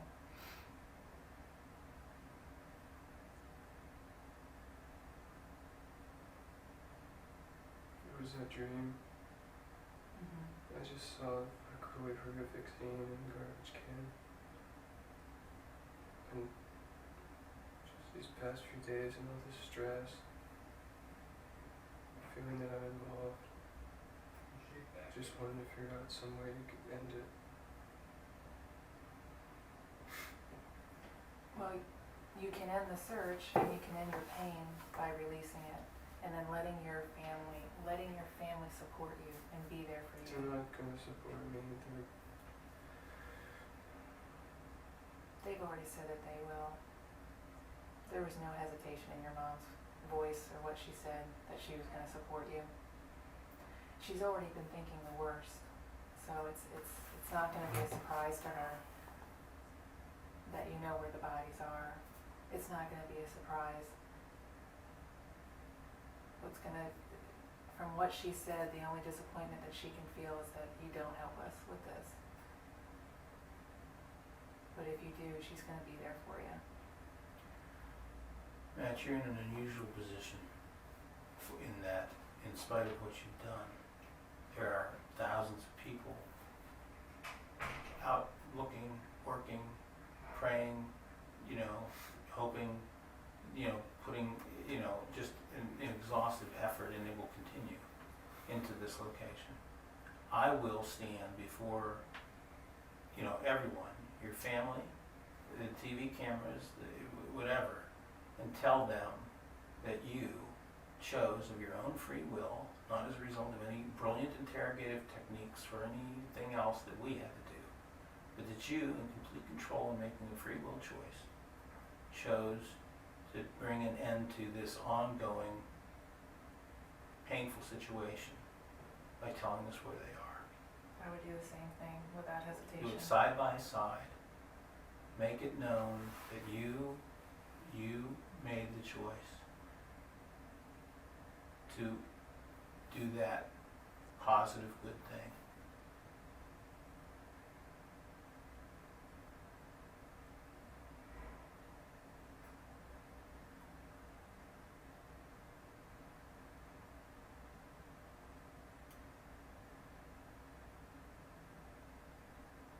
I was just trying to make a point today to end it. I understand that, Matt, but you gotta know. You gotta have some idea. I mean, and I don't understand why. I mean, you've given up. You've admitted that. You've admitted to what you've done. I mean, there's not any more. There's not any more purpose. You've admitted to it. You've admitted to the point that they're cut up. They're in garbage bags. I mean, which is what we pretty much knew anyway. So why not just take the rest? You're the one who said you had the dream, and it all came back, and now that's why you want to kill yourself. We didn't tell you that. I mean, man, if it didn't happen, you wouldn't be at this stage. You wouldn't be trying to figure out a way to kill yourself. You know, you'd be fighting this whole thing another whole different way. What's kind of confusing to me is when we talked yesterday, I got feelings that you did have some feelings for the family, for Sarah. There was some there. And what you're talking about today, with all honesty, suicide is a very selfish act. And to take that with you and not help the families, there's nothing about that can be about someone else. And I felt like you had some concern for the family. And that's what you need to bring out. You've been concerned about yourself, which is completely understandable. You've had a hard life. You've been through a lot. You've had to go through it alone, in isolation. You felt misunderstood most of your life. And that makes sense. That is very difficult. But what you can do now is to step out of that and do something for someone else, instead of causing more pain to your family and to yourself and to others by thinking about an act like that.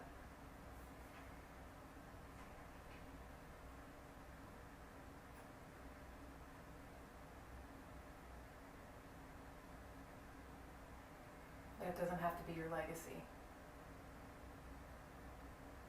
That it was about you and not others that you've harmed.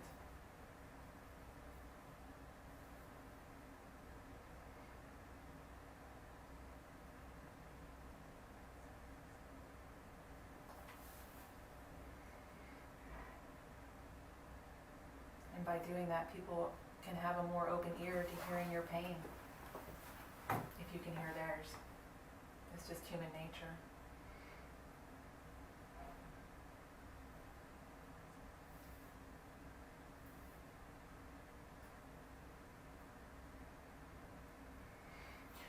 Nobody thinks that the person in this position that comes to this point does this of their own, through their own fault. Something, happens over a period of time in a person's life that brings them to a point where they have this anger, depression, rage, whatever it is. I'm no psychologist, okay? But well, and I'm not. She's not the one talking, I am. But I mean, I'm sure she'll support what I say. I'm just not trying to, I'm really, I know you think this is all some game, but I'm about the straightest guy I've ever known that does this type of interviews. Okay. All right. Well, then I'm just telling you, because you've told me that you can't trust me, but I'm just telling you, this is just what it is. This is how I talk to people. And the truth is that nobody looks at a circumstance like this and says, well, that was just, a bad guy who went in and, took this lady's pocketbook, okay, or robbed this store, or did it because he needed drug money or financial gain or something like that. They say, wow, that's really too bad because obviously something happened in this person's life or over, an event or over a period of time that made them have this sense of rage, anger, whatever it is, okay? Made this have this sense of depression, this sense of loneliness, whatever it might be. I know that I'm not going to try and figure it all out, but I know, your dad and mom split up when you were 3. You went through a life without a dad. That's a major impact. It affects a lot of people in a lot of really negative ways. I know your dad was a 40-year firefighter, and you set some fires. Okay, that's a whole play in it. I know that other things in terms of your life, and I haven't done a complete analysis of your life, but there's a lot of things going on there. Okay, you made efforts in places they didn't work out. I know you pursued different things. Whatever it is, nobody's going to look at this and say, that guy's just some monster. They're going to say, wow, it's unfortunate that contributed to his life, put him in this position where he made these decisions. They're not going to excuse it. Okay, they're not going to excuse it. I mean, they're not going to say, well, it doesn't count, or it's not terrible. But the truth of the matter is that they will make a judgment if it matters. And I don't know, maybe it doesn't matter at all, but just in terms of you making a judgment yourself, they'll make a judgment based on that whole package. And part of that package that you can control now that you're separated, that you've acted this out, that this event is done, now that you're in a position still of control, you're here in cuffs in jail, but you're still in control. Now that you can make a decision to do a positive thing in terms of some closure here, in terms of helping them find that. That will be part of that package. And it will be something that you've been able to do independently of whatever else puts you in the position to do what you've done up to this point.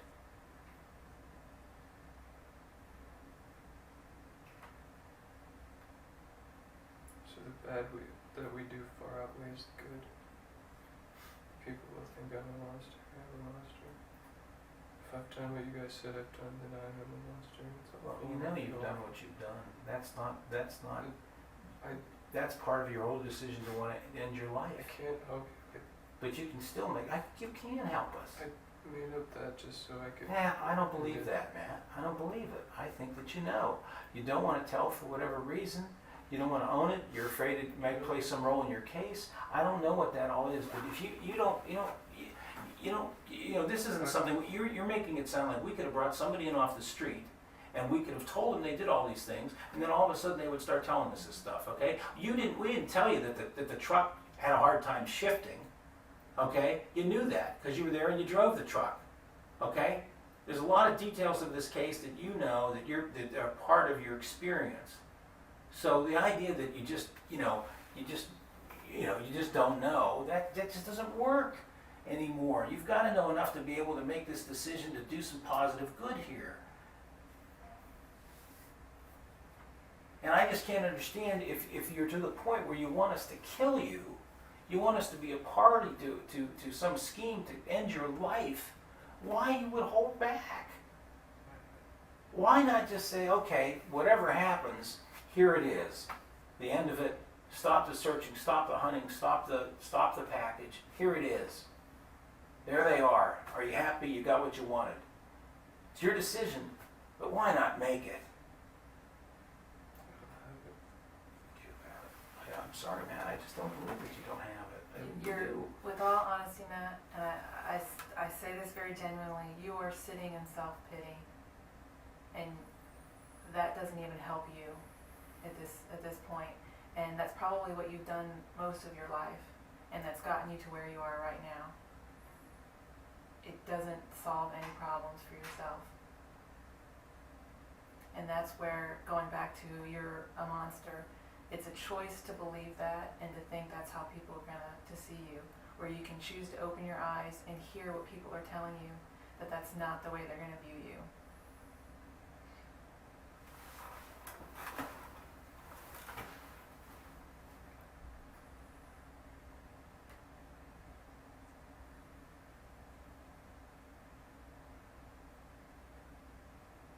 You can still have a life. Even in prison, you can still have a life. It's what you make of it. And you have the ability to choose how people are going to view you. Or you can choose to stay in self-pity and say, I can't do anything about it, when you have all the power in your hands.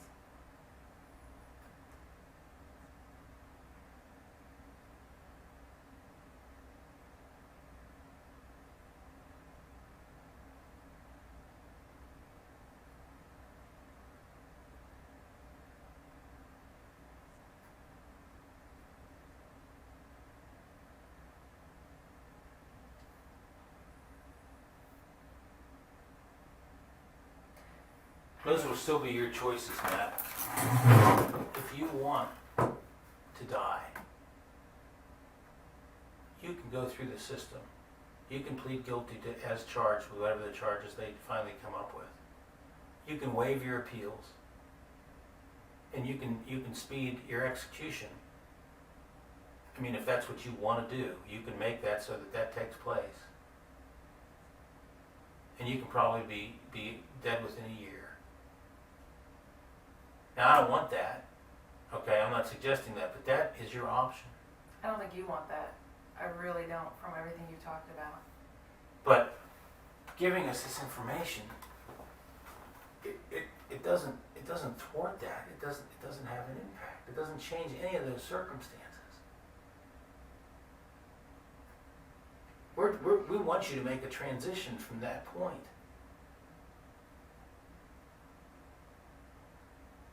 We want you to try and do the best you can with the life that you have left. But everything starts with the decision we make now.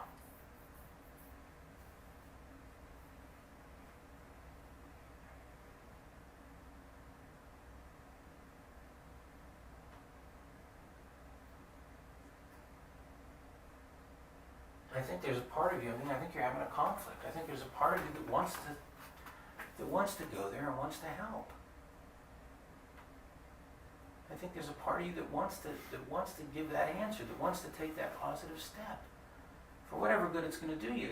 If you're really not concerned about how it hurts you in terms of your case, there's no reason to hold that back.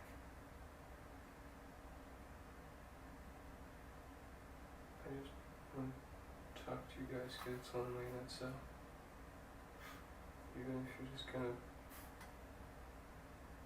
Well, we don't mind Cheers, talking Tina. to you, Matt. I mean, that's not a problem. It's just, No, it's... I know you guys are working for something and just don't have it. well, yeah, I mean, we're not holding anything back. That's our ultimate goal. But that doesn't mean that being our goal, that we're not going to help you on the side with it and make sure that you get what you need to make your life better from this point on as well. So that's not the only goal in this. I don't have any life left. Well, I disagree on that. I think you do, and you can.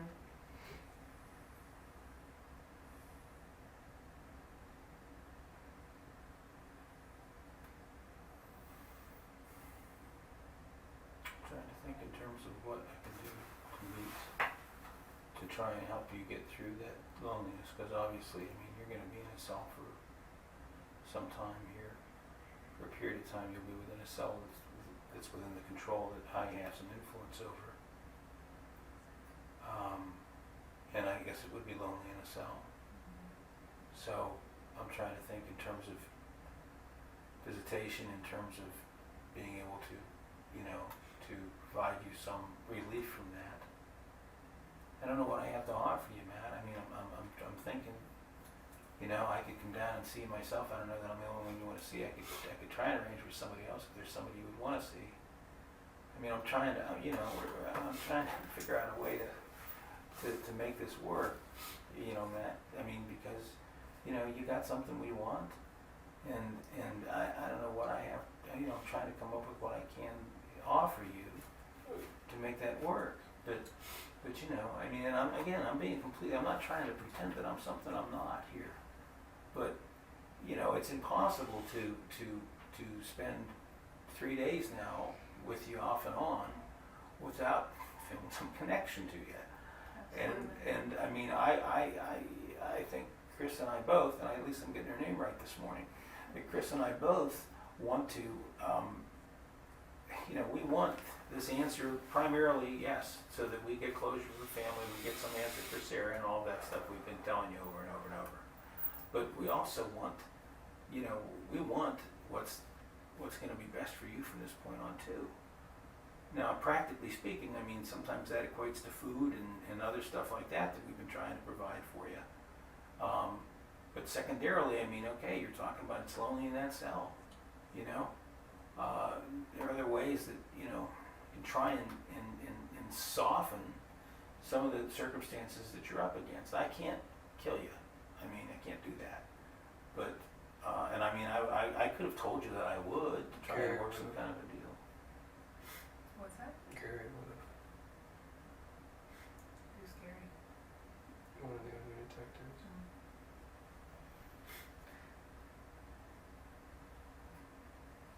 Well, I hope you have learned enough about us to know that we're honest and genuine with what we're saying, and That's you why don't I have to. didn't want to talk with you.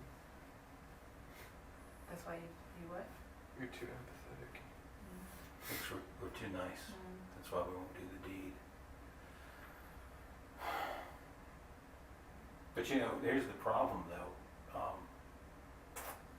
Matt, is that if you don't really have the information, nobody's gonna kill you without knowing. Nobody's gonna have you write on a note. And then, you know, here, I've written it on the note, don't open it till after I'm dead, now kill me. I mean, nobody's gonna do that. Well, can you think of anybody, right? Yeah. Yeah. We've been telling you, you know, tell the story, get it off your chest.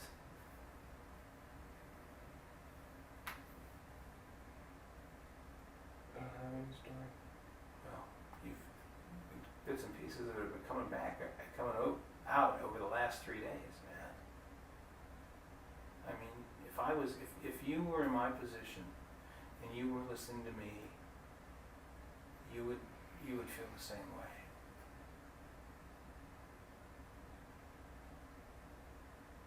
Music's gonna shut down. And what good's that gonna do? Shut it off. If you It can't doesn't- shut it off, you gotta go to sleep sometime. And the dreams will come back. It's a facade to think that you can just shut it off. It doesn't just go away, even in your head. You're fooling yourself to think you can just shut it off. You still have the knot in your stomach, and the shame, and the emptiness.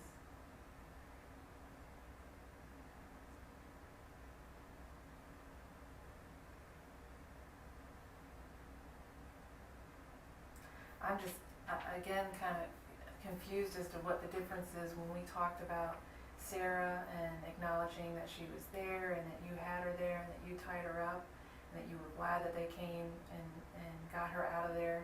But you were able to talk about that and acknowledge that and why there's such a difference between that and talking about the other three people, that without a doubt the connection comes because you grabbed her at the same time that you were in the house with the other three people, and she saw you with her brother. So there is no doubt of that connection. And you were willing to talk about the one. I'm just confused as what the difference is when the other information is just as factual and known, and why there's such a difference between the two.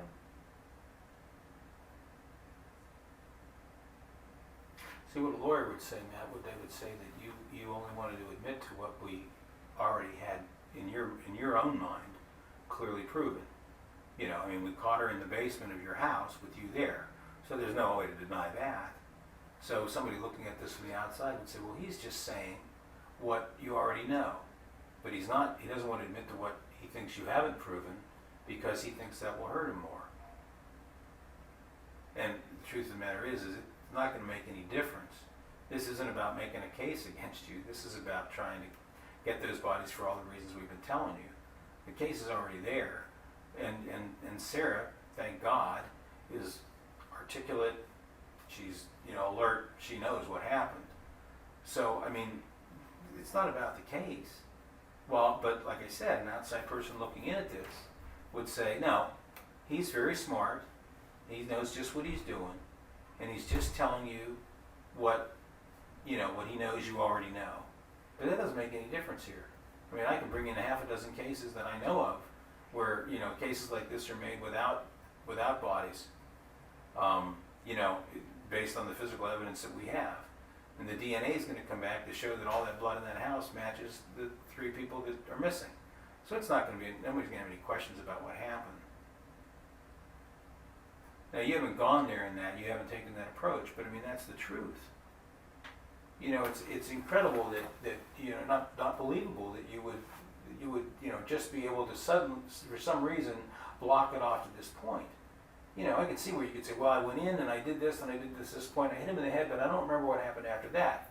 Because potentially the actual, cutting up, the actual dismembering, that whole part is, pretty heavy duty stuff. Okay? I mean, some guys are really crazy and they like it and they want to talk about it and they get off on the experience. I don't think that's where you're coming from. Okay, then we're talking serious monsters there. Okay, but you know, so I mean, it would make sense. It would be kind of almost, you know, in a way, a normal reaction to think, boy, I did all this up to this point, and then I want to black out this part because it was, you know, so bad. But you're not even doing that. I mean, you know, your story sounds like one where somebody just wants to do such and such, and it's like you slipped last night when you talked about the truck, because that was something a little new, and you threw in something that we hadn't talked about. So, you know, it would be easy for a person to look at this and say, this guy's just a clever guy. He's smart and he's trying to do this, and this whole thing about suicide and kill me is just part of that package. So, I mean, Chris makes a valid point when she says that this isn't, you know, it just doesn't seem to work. That's why, you know, in spite of what you tell us, we keep trying to find the right buttons to push to make you comfortable in telling us the story. Not even the story, really. Just the end. You know, not the end that we know, but the end in terms of the other three and where they went and what happened with them.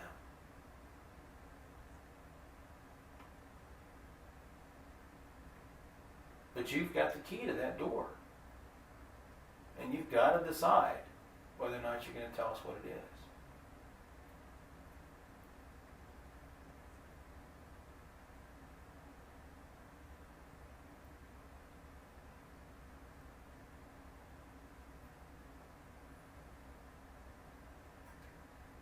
The shutting down just doesn't work, Matt.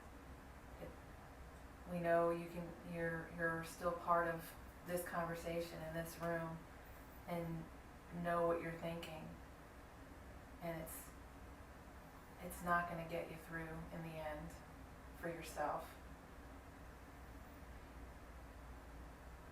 Talking to people, obviously that's been helpful to you and something you've liked because you keep talking to us. And I'm grateful for that, but it obviously makes you feel better as well. And that we just want to be able to do more of that. No matter how we slice it, Matt, I mean, you know, we're here. Obviously, you've got some need or appreciation for the interaction, because you yourself said that, you know, you're kind of making this, you know, you implied that you're doing this just because, you know, it's lonely back in the cell. And, you know, it's just a matter of us trying to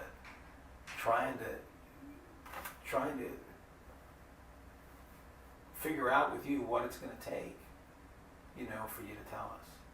I mean, we're you know, if there's some answer we can give you, some thing we can help to make it work for you. I'm going to step out for a second, Matt, okay? I'll be back. Am I going to be, is it called arraigned? Yeah, about 1:30. Is that a bond hearing? I think that's part of it. They'll set an initial bond and kind of start the process rolling. That's going to come this afternoon. Probably be done by video. So I don't have to go out and see the cameras? No. Is it going to be a zoo at the court? It's going to be done video from back in the jail, so you won't go to court, so you don't have to worry about that. Well, then what's after the arraignment? Oh, there'll be another, you know, like a preliminary hearing sometime. You know, there'll be an indictment, grand jury, and then there'll be another arraignment. And a lot of that stuff, they're going to handle that as much as they can from here, so they avoid you having to, you know, be made any kind of a spectacle.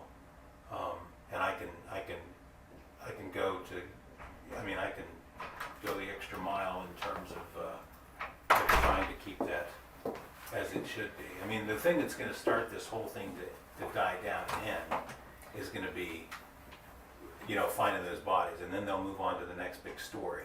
I'm going to interrupt for a second because I have some information now. They're telling me that they are pushing, and well, they're pushing, the prosecutors are pushing to have you come and have a hearing, and this is it. This is your last chance to talk to us, literally. And Unless there's a lawyer present.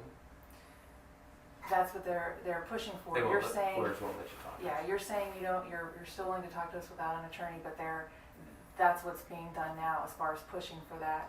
So this is your last chance right now to talk to us. They'll come in and make the decisions for you. Yeah, I they mean, will literally, they'll switch take it that all away. around. They make it sound like it's your freedom, but really they won't give you that chance. When it's really not in my best interest to talk without a lawyer. It's your best interest. Well, if you, again, hopefully we've built some trust to know that we're not lying to you when we tell you that it does help you in the end. And you can talk with a lawyer, but I'm just telling you that lawyers almost always, in cases like this, try to, control you. The first thing they're going to tell you is not to talk to us, and then if you are here, I mean, they're going to be, the impression you gave me this morning was certainly that you're not concerned about your case, that you recognize that this is that this is, in terms of the case, that this is done, but they're charged with, looking at it differently. So, I mean, this is realistically our last opportunity. You gotta think of your family and you, yourself, and how that's gonna work. They're gonna be the ones that you have to face in the end, and how they're gonna view that. Your mom has been pressing to say, just do the right thing and tell us where they are, and she will be there for you. That's what's gonna give her pride, knowing that you were honest, and this is your last chance. But man, people in this position fall into two categories. Ones that really like the recognition and the notoriety because they're proud of what they did, and ones that really don't because they're sorry about what they did and they want, this to minimize. Okay, but the quickest way to minimize the zoo that's going on outside in terms of the media attention is for this to come to its natural initial end in terms of investigation. Then they go on to the next thing and they move ahead and this becomes just a little blip. So, quite honestly, whether we find them this morning with the people that are out looking or whether you help us find them, the sooner they're found, the sooner this, starts to die down. So, I mean, that's another, again, I'm just looking for ways that will help you come to this decision, but that's another thing to think about if that is a concern to you, and it sounds like it is. And the lack of the media pressure also takes away the other people that are, being affected by it. Sorry about that. Okay. We're done. We apparently are told we are done. Keep everything we've said in mind for you. Think about it and think about what you can do for yourself after you talk to an attorney and the deal that you can make for yourself. If we're talking about what's best for you and if that's most important to you, talk to an attorney and they'll let you know that that's the best deal you're going to get if you come forward and don't let us continue on with having hundreds of volunteers dredging up everything, that's going to be the best thing for you. But we have to stop. So why do you have to stop? They're telling us that we have to stop. Okay, basically. Yeah. The attorneys from the other side have filed paperwork or filed or something made have gone before a judge and got a court order that means we have to stop talking to you. They have to let an attorney meet with you. Okay, you do have control to some degree. Okay, you can tell them, look, I don't want to talk to you, I want to talk to those guys. Okay, you can do that. Okay, you can try it. And you're a pretty strong-willed guy, so if you want to do that, you just tell them, say. To what? You can tell them, I don't want to talk to you, I want to talk to the police. You do have rights, Well, I mean, but maybe they want to they make can sure answer you. questions for me. Maybe they can. Yeah, I mean, we're absolutely. done. I mean, I'm not trying to, I'm just telling you that you still do have the freedom. You can send a note and say, I want to talk to the detectives again. If you want to talk to Joe or Chris or whatever, you still have that right. Just want to keep that in your mind. But maybe talking to them will help you reach some decision. And we don't go away, Matt. I'll come back and talk to you anytime. Sure. All you have to do is Without a let the doubt. jailer know or whatever know. But just recognize that, things are going to change a little bit from this point on. Okay, just sit tight. There's still two officers coming.